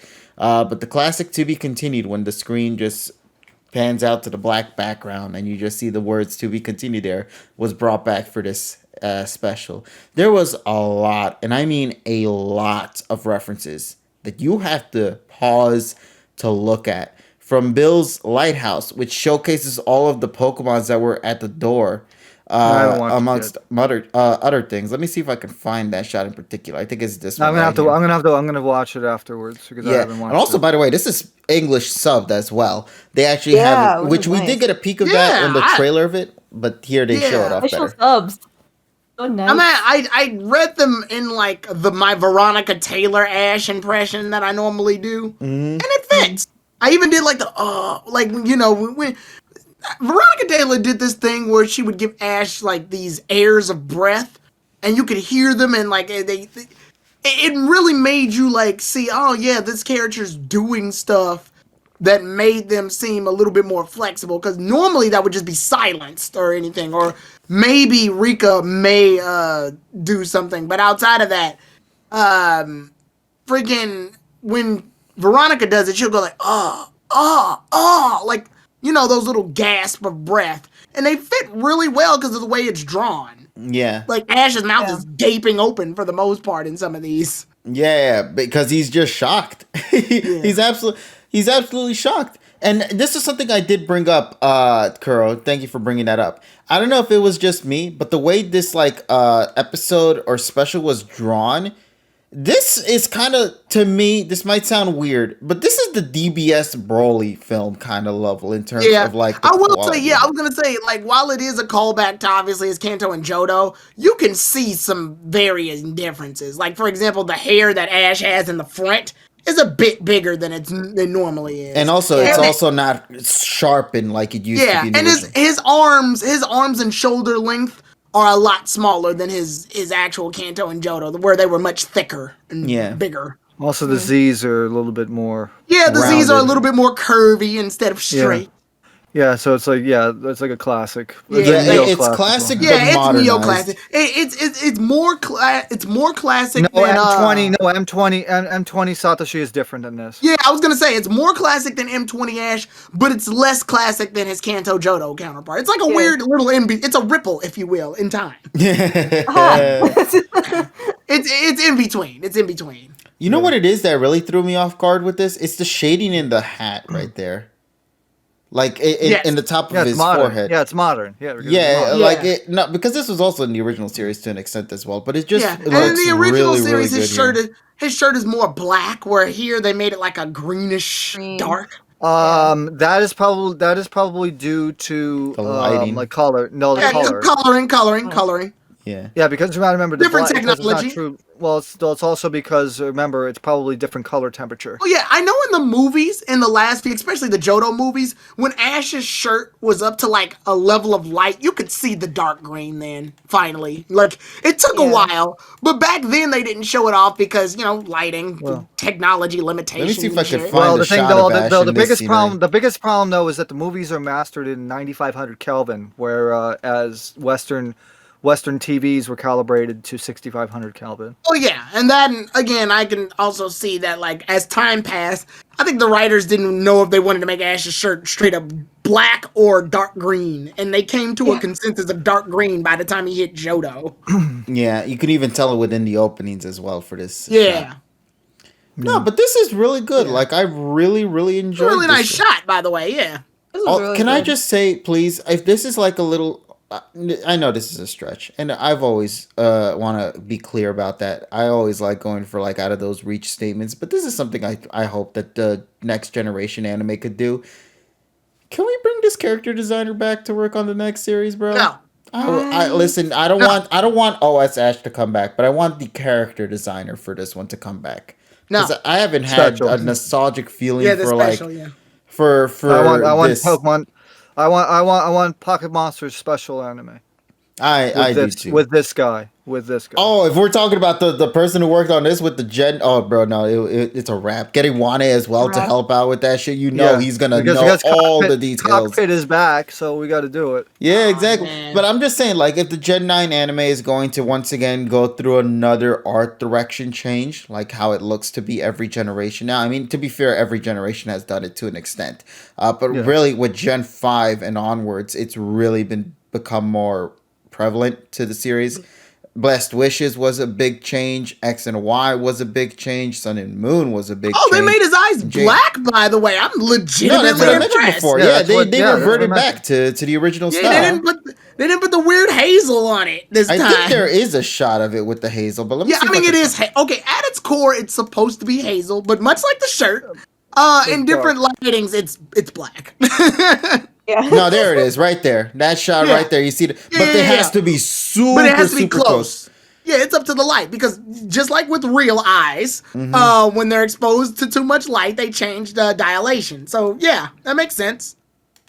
I love this. I love every. Ash's eyes were always hazel. They were just black from afar. Yeah, and also it made it way more easier for the animators to work on. I think Best Wishes is the one that was like, it's hazel as fuck, and I'm like, whoa. Also, they're bigger than everybody else's as well. Yeah. I believe XY still kept with the hazel, but they toned it down a little bit. Like, God. No, they made sure it was at least similar to everybody else's. Design-wise, XY Ash is probably my favorite. But that's... Yeah, I also agree on that too. He was very sleek in that design. So yeah, they gave him just enough. They made him slim and sleek, but they didn't skinify him like they did in like Pokemon Movie 20. Mm-hmm. So overall, really solid special. This was, in my opinion, a really fantastic experience. I like I mentioned, I felt like my soul left my body the moment I saw this blue monster just show up on screen. This motherfucker here, Dialga, when he showed up, I shit you not, I was so thrown off, bro. That was like I haven't had. I'm gonna be real with you. I have not had an experience like that with the Pokemon anime at all. When it comes to that value of shock factor, you know, like in most other animes, when they revealed the big villain after like this really well written storyline, getting to that point. And then you find out who that villain is, and then it turns out to be one of the protagonists of the stories. But you never knew that was going to happen until it got to that point. That shit felt like that for me with the Dialga reveal, because knowing, especially growing with this series since the beginnings, and knowing where Dialga fits into the main storyline, and now having this be involved with Kanto / Johto Ash, that is mind-boggling. That is absurd to me, and I cannot wait to see what kind of things they'll find themselves into, because notice Ash recognized the Celebi. He knew what that Pokemon was, but said absolutely nothing towards this thing here. Which just shows you just that there, for Ash, at least in this current moment, this is the ho-oh for him of part 2. Not recognizing a familiar mon like this.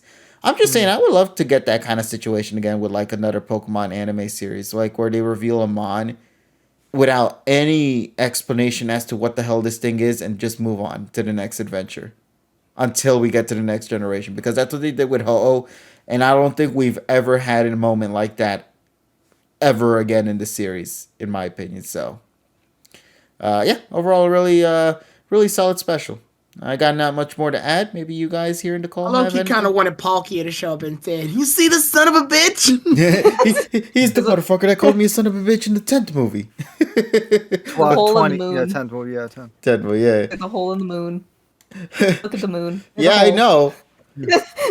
Oh god, that's scary. Why is it a cube? But it's know. the dark side of the moon, though.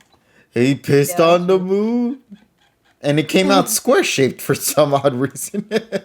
Because he beat the shit out of the man in the moon. Jesus Christ! Like how hard was that? Like, I was like, to make it square. Exactly. Piccolo did it. Again. Yeah, blew up the moon. All right. So what do you guys say? We get ready for the actual main talk for tonight, then? Yeah. All right. Yeah. So let's actually get acid. I don't think we need a lot of time for this. That's probably That's why I was okay with us going all the way till this hour right now with talking about this. But I hope you guys enjoyed our discussion on the latest episode of the Pocket Monsters crossover with Daniel R. Sham. I must admit, I'm really, really loving that the Pokemon anime has been like branching out in this way with the franchise. Not with like spin-offs, but like with the main series with Pokemon and Ash himself with Pikachu. Stuff like this is really, really wonderful to kind of experience, because you don't really know what's coming until it happens. And I haven't had a moment like that with the Pokemon anime since Ho-Oh, and that was episode 1. So who knows what kind of experiences they'll throw in our faces again for some point in the distant future with Ash and Pikachu. So, wonderful, wonderful experience. But now, let's talk about Yadon. Yabo. These goddamn Yadons. So, this is a Slowpoke-centered episode. We return to Yadon Island, ladies and gentlemen. And they pull a Sonic 3 and Knuckles in my face with this episode. I'm gonna be real with you. Why? Because Angel Island decides to take a quick visit to Yadon Island as well. The Slowking, the Galarian Slowking to be exact, decide to go and head off to Yadon Island. I don't think we ever got an explanation for it. And they just happen to be there. And they try to catch a Slowpoke because he missed one from the last time. Yeah, he just wants to add to the Pokedex. So he catches one. Yay!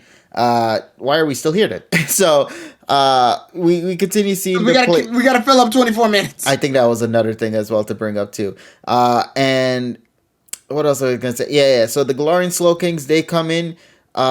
We see chaos happen. What goes down? Slow King tries to be friends with other Slow King. They don't really get along. They don't seem to look at each other the same way. They have these weird conversations slash, well, quote unquote conversations, and then they walk off. And that just goes out throughout the first half of the episode until we see Sato King come back in what might be one of the most ridiculous, out of this world. I don't know what that, like, this is Shudo experience right here. Who was the writer for the first series? Takashi Shudo. They took that Takashi Shudo weed and shit for making this episode, bro, because that was what this experience was. That was an acid trip of an episode. I'm gonna be real with you. That was a wild experience, but man, my face was like in that similar vein of the Diamond and Pearl special. I was just smiling the whole way through because I could not believe what my eyes were witnessing with this special. Sato King rap battling with Go King, and it's the Galarian version, the Cantonian version, and I'm like, what is this episode? We got our rap duo with Satoshi and Go, theoretically, thanks to this episode. So if you guys wanted to see them two perform a song together, you kind of got that with this episode. Let's be real here. So there you go. But god damn, what a nasty trip of an episode. I know there's not really much of a summary to go to. Ash should go visit the island. Slowpokes come in. Slowpokes from the other region come in. They try to be friends. They don't really work well at the beginning. Slow King, the Galarian version, decides to say, yo, what's up? I got an idea. Let's work together, yo, and make this a reality. Suck into Satoshi's head. He becomes Sato King. They try to be friends with him.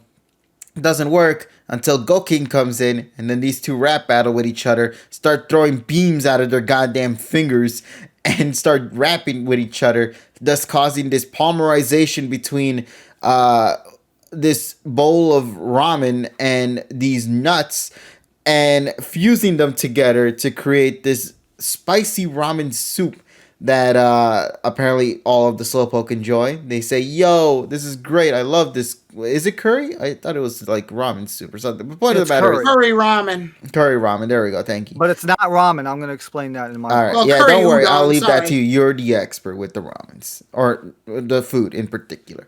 So, yeah, that happens. Everybody's happy. Sato King and Go King return back to their normal selves. And for some reason...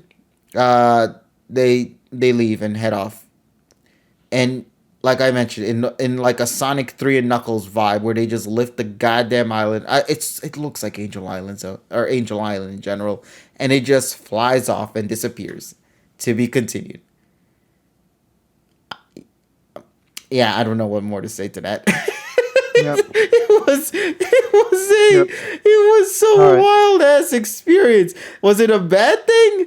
No, but it's such a bizarre thing. I honestly, like, my biggest criticism, if I have to give to this episode, and it's something similar to what I think many have said before. Of course, everybody has their own opinions on this, but this is just what I feel. This overstayed its welcome.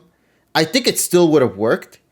I just think that the first half of that episode was so horrendously slow, which, to be fair, I think that was their intention, because the Slowpoke, the Slow Bro, the Slow King, the whole... Like, you know what? Actually, now thinking about it, you know who really came out winning in this episode? The animators. Because there were moments in this episode that were just completely on screen. It wasn't sliding to the left. It wasn't sliding to the right. It just stood there for like a solid 4 seconds.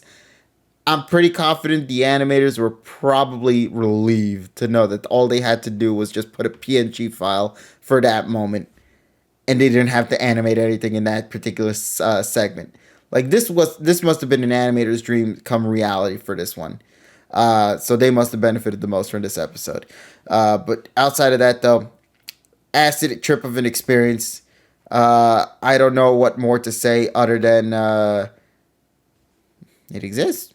Yeah, that's really it. I wish I knew what more to say. I'm still trying to figure out and process what the hell I watched. And next episode, Ash and Pikachu are going to be clowning around. So yeah, that's all I could say overall. I personally give it maybe a solid 5 out of 10. I still personally found things I enjoyed. It just is definitely one of those that I will say without a doubt, I ain't gonna come back to this anytime soon. I enjoyed my first experience with it. Let's leave it at that. That's just my take on it. Tyrone or TSS, whichever you two want to go next. I'll go. Okay. Okay, so when it comes to journeys, when I see episodes like this, I always try to go, okay, let's try not to grade this as hard. I mean, it's the fucking Slowpoke episode where they're trying to reenact the joke from before. They're going for comedy strictly. So I guess we'll judge it on a different scale. Because the first one I liked. I actually did like it. Because it used the allotted time necessary to bring on this level of unique randomness that made it work. And it was subtle. We didn't expect it, and Ash changed his entire persona when the Slow King's shell landed on his head, and that was the joke, is that we didn't expect that to happen. No one's ever tried it before. No one's ever had a shelter thing on their head and they change their entire personality. Because literally, when Slowpokes do it, or Slow Kings do it, they're fine, they gain intelligence, but they're more or less the same as what they are. They're able to pretty much balance it out. So when Ash obviously uses it, he changes into this whole new character about it. And that was the joke. And it was funny and it came and went. It was fine. This one, they're advertising that he's Sato King this time. And the moment I saw that, I went, uh-oh. Because they're relishing in the idea of, you thought that was funny the last time? Want to see more of it? No, not really. I only liked it the one time they did. Well, you're about to see it again, and it's longer this time. Here we go. And, okay. I was thinking in my head, all right, well, I'll be optimistic. Galarian Slow King is different. So obviously, if his shell lands on Ash's head, maybe it'll have a dramatically different effect. And it did. It really did.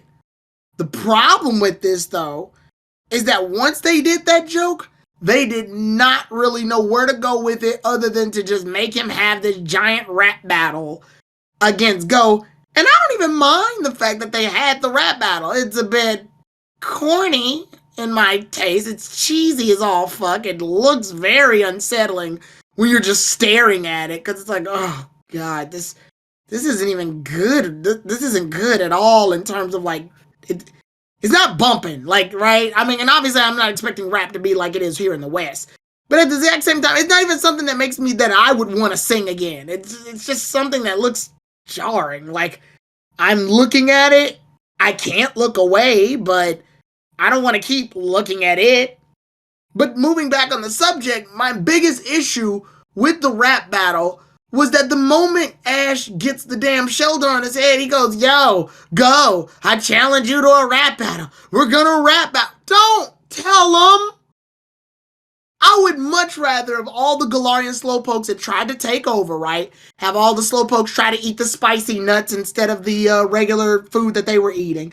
And this chaos is happening. And while all this is taking place and the Galarian Slowpokes are slowly taking over, we see Ash just wrapping up a storm while all the chaos is happening. And during all that chaos, Go bumps into Slow King, and then the shell tilts over and lands on Go's head. And then he gains the intelligence and goes, okay, I know what to do. And then the rap battle just gradually starts. You see that? Then it's okay, I'll combat this with my own rap. Yeah, what, Ash? Oh, you got it. You're and then they're fighting back and forth. There's a back and forth going. Udon, curry, udon, bam! Then we have our udon curry. Then they combine, then it all comes together. That's way better than just Go going, what's happening? Ash, why are you acting like this? Boom, the shell flies in the air. Oh no, here comes the shell. Not again. Boink. And then it lands on his head and he starts doing the, I'm Go King. Like, everything felt way too telegraphed. Everything felt way too forced. They knew that this joke worked the first time, and then they just were like, oh, that was funny. It was so funny when it happened again. Hey, let's announce that it's happening this time. Weirdly, the funniest part of this episode to me was the shit that we're actually seeing on screen right now. When Galarian Slowbro knocks down one of the coconuts, and Slowbro's like, bruh, what? Why? Why'd you steal my... Like, he completely... it's so funny because it happens and then it's gone. Just like that, it's gone. There's no... I don't like that Ash and Go have to commentate over it in the back. I kind of just wish that was just a moment that could last in itself. And that's the other thing. Ash and Go being commentary for the first half of the episode does not help. It almost feels like they're explaining every last thing that happens, which ruins the moment of the silence. That's what makes it worse. Not even the fact that it's silent and it lasts forever because, slow pokes are slow. It's the fact that they gotta say something every goddamn time. The commentary ruins it. I remember back in Kanto in the OG series when they did something similar to this, where Pikachu, Bulbasaur, Squirtle, and Charmander were on an island, right? And they tried to talk to the Slowpoke to get some ideas as to what's going on. And Pikachu's talking to it, and Slowpoke's not doing shit. He's just sitting there. And then Squirtle goes, yo, hey, alrighty, stupid, let's move on. Like it happens that quickly. It's there, and it's gone. That's what when you telegraph shit like that, it doesn't work out. Imagine if in that scene they just kept going, maybe he's fishing for something. Maybe he's doing this. I wonder what he's up to. That's not as funny as Squirtle just going, yeah, Pikachu, this one's a lost cause. Let's leave. I don't know. I wanted to be generous on this episode. I really did. But even the comedy aspect, it's not good. It's just there. So I'm giving it a 1. It didn't do that good. It wasn't that good. All right then. Well then, TSS. Yeah. What about you? What's your take on this episode? Okay, so first of all, I agree that yes, the episode is bad from a very technical standpoint. But I compare this to watching car crash compilation videos. It's going to be a disaster in the end, but you still want to watch it the entire way through. But this wasn't even a good car crash. Well, but no, you gotta let me finish first. So I'm gonna read all of my notes here. So Galarian Slowpoke led by Marco Polo Light, which was the Galarian Slow King. So they head over to the island, and Satoshi and Go are gonna Go is gonna try to catch a Slowpoke, right? So first of all, we have the Slowpoke song, the Yadon song sequence, which amazingly enough mimics certain scenes. And you go to certain scenes from the music video to a T, which is like the head turning of the Slowpoke, the circle of Slowpoke with all the tongue, the mouth things. So they actually animated that brilliantly. And then Satoshi having his inner Slowpoke moment by mishmashing his name like Sato and that shit. So then we have the Galarian Slowpoke Island freaking docks in, and then we see them all and get off to confront the other Slowpoke. Like I said, it's kind of like the British or like Marco Polo or something like that. So in effect, it's like telling like a historical story, like I said, it's like a piece of history. So they're kind of like referencing history, like giving a history lesson in like a very unorthodox way, because this is exactly what happens. You have foreigners coming in to invade, to quote unquote invade your space, right? So then we get to the Cottonian Slowpoke, find out that the Galarian tails taste spicy. So then we walk in the Galarian Slowking. But by the way, Arboreto-kun did a great job on Galarian Slowking on here. He actually got more. Arboreto-kun got more lines here than he did in Sun and Moon. So very cool. I really like the way that he used the psychic powers to offer the the spicy seeds from their fruit to the Cantonians, kind of like that. And it is rapping. So it started the rap by itself. So we already knew that it was going to be like a real barn burner. But then he gets the idea of using Satoshi as a vehicle for negotiation to convince the Cantonian Slowpoke to trade stuff, right? So this results in Satoshi rapping and some cheesy puns thrown in, of course. Then the other Slow King comes in with his bowl of udon and then lets go borrow some of its headwear to negotiate. Then we get the rap battle. And I could definitely tell that Rika and Daiki Yamashita had a freaking fun time, like, doing the rap here. And I think Rika got some... and I think Rika probably got some training, probably got some inspiration from Okazaki Taiyaku or Okazaki Physical Education for this one, because definitely some of the flow was really good on Japanese terms. Now Satoshi here is representing the curry, which is, of course, Galar's famous food. And you might have noticed that Go has a bit of a Kansai Ben or Kansai dialect going on here. And it's a reference to the song, because the reference to the Yadon, or the Slowpoke song, because it has Kansai Ben in the refrain. But also, there have been like Slowpoke events in Kagawa Prefecture, which is in Western Japan, in reference to their local food, which is Sanoki Udon. Now, both sides initially resist one another, but then we combine both the curry, the spicy curry, and the udon, and it creates curry udon. And I would suggest you have curry udon because it's freaking amazing. I had it at a random like hole in the wall place in like Yokohama or Tokyo or something like that. But it's really fucking good. Like real curry udon is fucking fantastic. You should have it. So this ends up being delicious for both of them. And then the Slow Kings reclaim their headwear, and then the Galarian Slowpoke and the Slow King geek themselves into the sky. The end. Yes. Conceptually to the series, it's not consistent, but it's an episode that's not meant to be serious. But all the references tying in actually made it very entertaining for me to watch. And like I said, the whole Marco Polo kind of like foreigner resistance kind of reference for this, it made for a very like acid trippy entertaining 20 minutes. So this gets a 7.5. I will agree on what you mentioned before.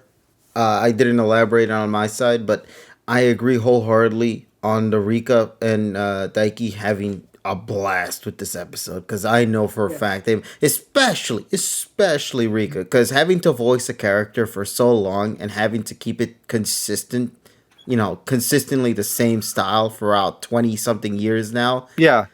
To completely change that whole dynamic of Ash's character into this, start saying things like yo and start talking in this style that you've never seen Ash talk like rare or ever really. I think Rika must have probably had the most fun with this experience alone, just out of that concept of just having Ash talk in such a hilarious way, even rapping to this style as well. So I do agree. Like in all honesty, I think everybody who was working on this episode probably had the time of their life. Like I mentioned before, the animators probably had a great time because they didn't have to worry about animating so much because they are slow mons, except to like the third act of the episode when they started walking or started rapping and you start seeing them animate a little bit better. Yes. Excuse me. Yeah, but I say they did a lot of slowpoke shilling, and like I said, if you don't get it's very difficult to get the references from a Western point of view. Well, that's why I'm here. I'm here to explain everything. But that's cool. But they do have like real slowpoke udon in Kagawa Prefecture. They've had, like I said, like events and shit. But you can actually go in there and buy freaking slowpoke udon, because that's what they reference in the fucking song. So yeah, that was cool. Also, yeah, the English shit was like so funny. It's like, was it udon only? Like freaking go. It's like I have to go back and I have to look at those lines again because like it's cheesy as fuck. But I thought it was fucking funny. But yeah, that's it. Also, by the way, before we go, because I wasn't here last week, the first broadcast segments again. So as of last week, finally, the original broadcast has reverted back to the animated version of Super Effective Type. Last week was V2. This week is V1.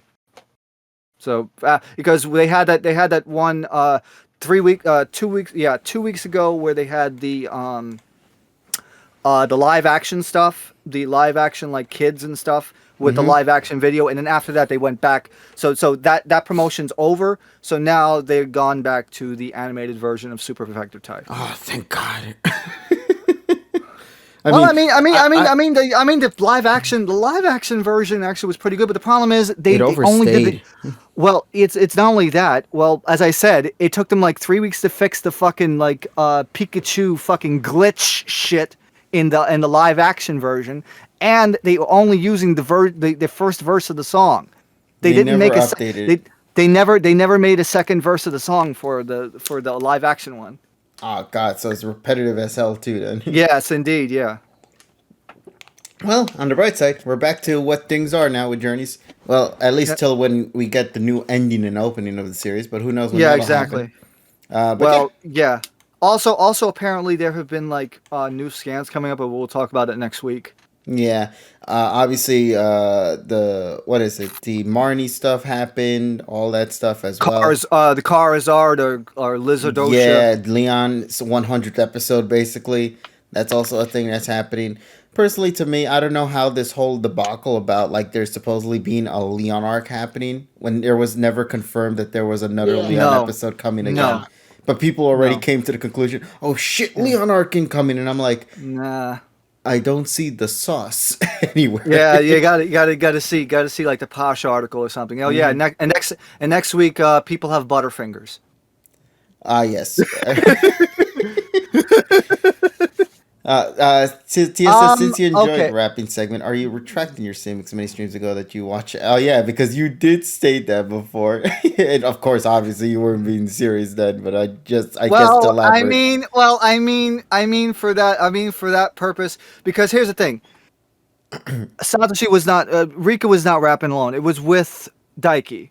Yeah. If it was just like alone out of context, and it would be, then I would say yeah, this is fucked. But no, the chemistry between Rika and Daiki spans beyond Pokemon, like that other series that you know what I'm talking about. Mm-hmm. Yeah, so this transcends Pokemon. This is a real like relationship between like different animation, like in the animation industry. Yeah. Also, quickly before we go, because we have to mention an unfortunate passing, for a voice actress who did do some VA work and like Best Wishes. Okay. Hold on a second. I'm just gonna look at it because it's on a PM.net article. It is, or wait, did we make it? Let me see. Did we make it or not? I don't think we reported it yet, but let me just go quickly. This was this very recent, I assume? Yes, it was literally a few days ago, a couple of days ago. So, oh yes. So, hold on. Give me 1 second, because I think somebody posted it in the PM Discord. Oh, I see. I think I found it. It was Toshiya? I think Toshiya, yeah. Toshiya Ueda.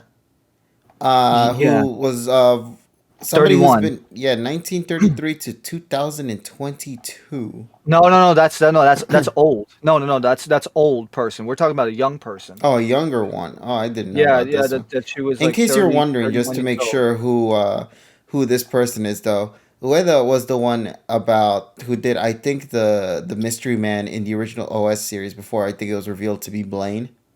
Mm. Mm. You know the quiz guy.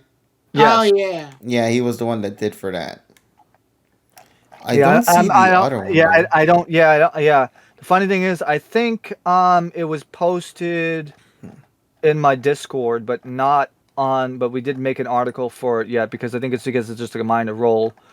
But because I know, let me just see quickly. I'm just quickly checking. I don't know if it was in a staff channel or something. Or maybe it was in general. In the meantime, I do have Yeah, this let's- cute little tweet though. Kasumi's voice actress Mayumi Izuka has been playing Pokemon Legends, and Oh she god. found a familiar face, that being of none other than this adorable Psyduck. So, as you can tell, she Mm, was very happy about that. But yeah, it yeah, is sad to see. if I don't find it, yeah, if I don't find it, we'll report it next week. Yeah, let's just report it next week because I gotta fucking find it.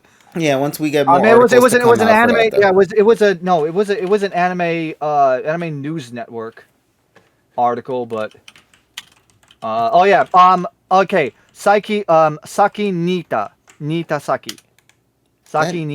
Saki Nita. Let's go take a Saki look. Nita. So she voiced background characters in minor roles such as Pokemon Black and White, Yomushi Pedal, Rine, Keys Niver, Pop Team Epic, Magi, Adventure of Sinbad, and Space Patrol Luluko.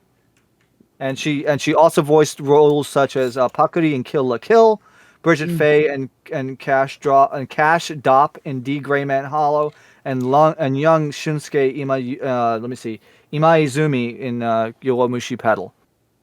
And she also did things like dub roles in animated films such as Coco and Zootopia. And she also had roles in animated shows such as Sophia the First and Elena of Avalar. Damn, man, I'm reading about this here. Yeah, at And the then she age of was also 81 31. produced. Yes, yeah, 31, and also she was part of 81 Produced, which is also the same production company that produces Pokemon in terms of voice acting. That is sad to see, bro. How Yeah.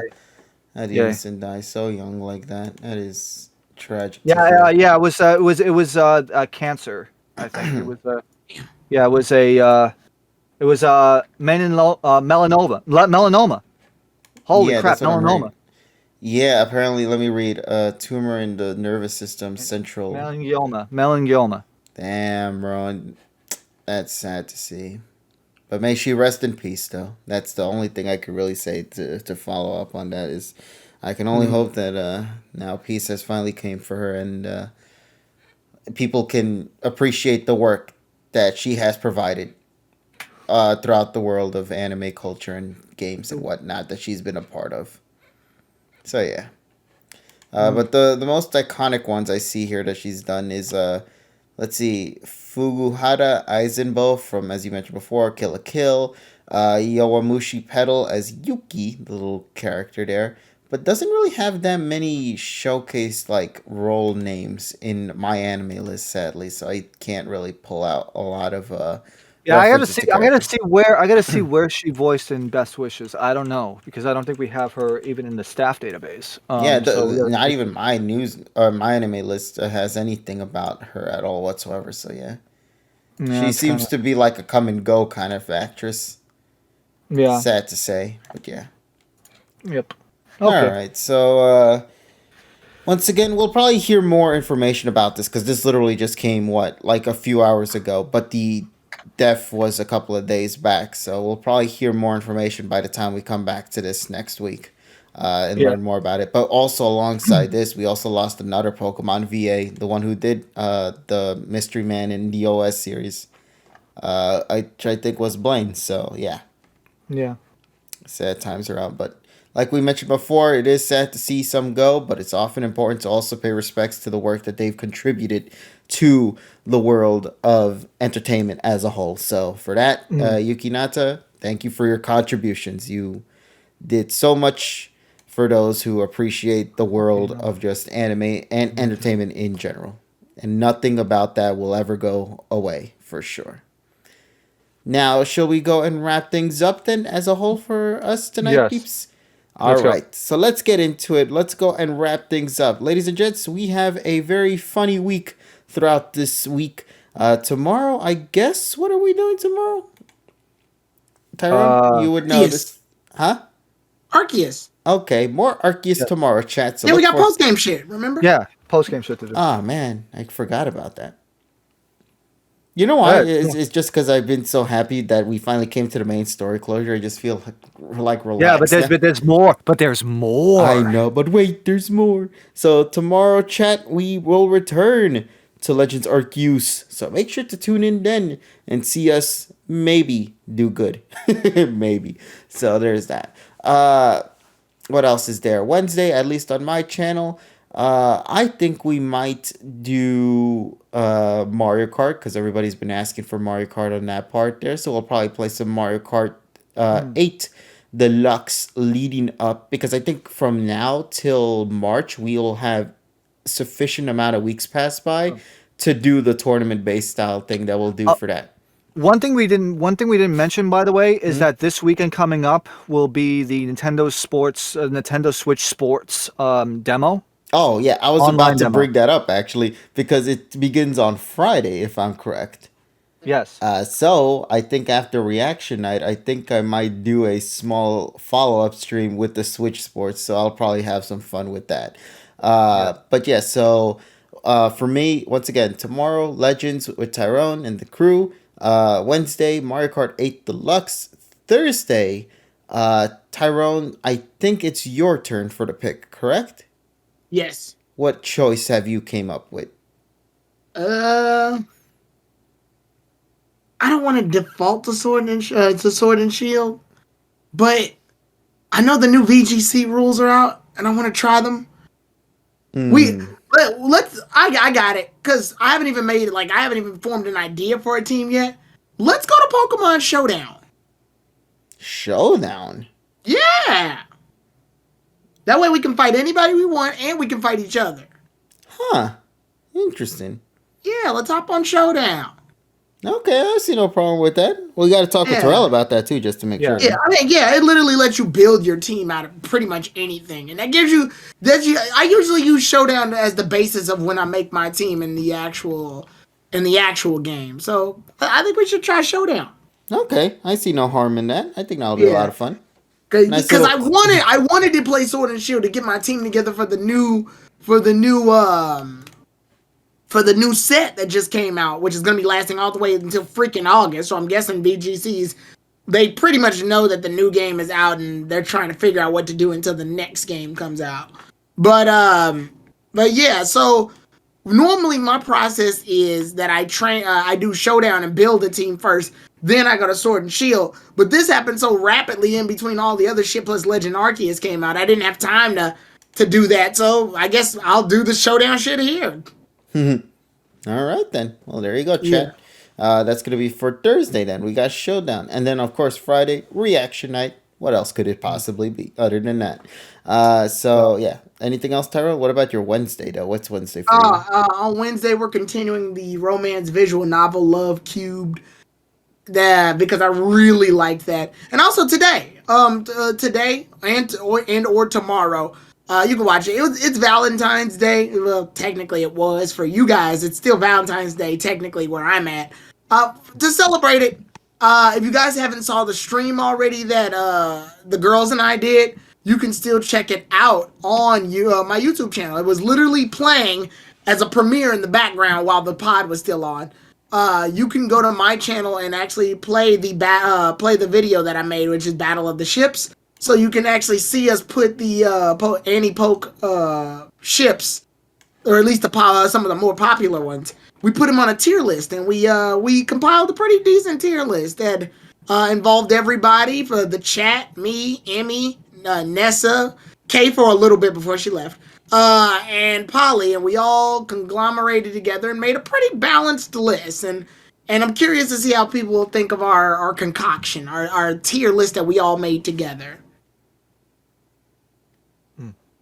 So yeah, you can check that out as a form of a celebration for Valentine's Day. Let that be your Valentine's gift. And then obviously on Saturday, we'll be doing Poker Roundtable again, but this time with the guys. I'm grabbing the fellas, and we're gonna be rating all the. And I say this, we're saying the women of Pokemon, not the girls, the women of Pokemon, and we're gonna be putting them on a tier list. The women, yeah. And we're going to be putting them on a tier list. So that'll be the guys choosing their Poke Waifus. And we're going to make a tier list on the Poke Waifus. So make sure you check out the Poke Roundtable for that. Yep. I am right. As you were talking about this, Tyrone, I am so thrown off right now because Paramount Plus released a video for their service, right? Yeah. And I shit you not, this is such a bizarre trailer because it has Dora the Explorer leading Aang, Peppa Pig, the Paw Patrol. Is it the damn thing with SpongeBob and Sonic on it? Yeah. Why is Sonic there? Because Sonic's part of the Paramount Plus. That's it. The movie. Paramount, yeah. I am so thrown. Okay, well, anyway, you can continue, TSS. What's your take for this week? All right, so this week, Friday, Persona 3 Fest Undub Part 34. And we are going to be finally meeting up with Nyx. So we are literally at the end. Nyx? Sorry. Yeah, Nyx. And that's how they say it in the fucking game. So we are at the end of, the journey of Persona 3 Fest. And we're going to take on Nyx next time. And then maybe, depending on, let's see how far this goes, because apparently Nyx has 14 different phases. So yeah, that's gonna be fun. And then on Saturday, that's at 9 p.m. Eastern on Friday on my channel. And then on Saturday, 4 p.m. Eastern on my channel, we're gonna have Kingdom Hearts Final Mix PS4 at 4 p.m. Eastern. That's part 3. I'm actually glad you brought up Persona TSS, by the way. Oh yeah, Persona 5 Royal. The Sunday coming up will be the finale.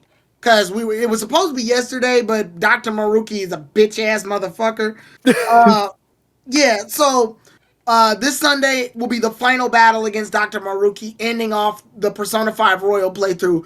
We take him down on Sunday. I want to make this publicized because I want the biggest fucking audience to see me whoop his ass. Nice. Yes. So better be first try, otherwise we're gonna be so sad. And also we have to plug Terrell's channel, Insane Game Freak. Yeah. On Saturday at 10 p.m. Eastern, he's in the middle of doing his 100% proud mode run of Kingdom Hearts 2 Final Mix. We're having a ball with that. I think it's part 3 for him. So yeah, it's going to be a really fun time. Like I said, a lot of great content coming up on all of our channels this week. It's just a great time to just be playing games. I feel that this just gives me the rush to, we get to play all these games together, and we get to play it for you, and we really appreciate you tuning in. Yeah, definitely. Huh. Yeah. I didn't know this. What happened? Pokemon Legends Arceus has a run button. What? You're just not figuring that out? They told you I knew about the dash beginning button. of the game. No, I knew about the dash, but not the run. That's what I mean. I knew how to dash. I just didn't know how to run permanently. Yeah, you press the fucking analog stick in. Yeah. But I always wonder why I always run and then I just stop. And other weird stories, there's an old Kids WB commercial on Twitter right now where Misty and Superman have a Pokemon battle. And that's funny. Neat. Yeah, the people. Superman winds up using Lois Lane as his Pokemon. And Misty uses Vulpix and it burns Lois Lane.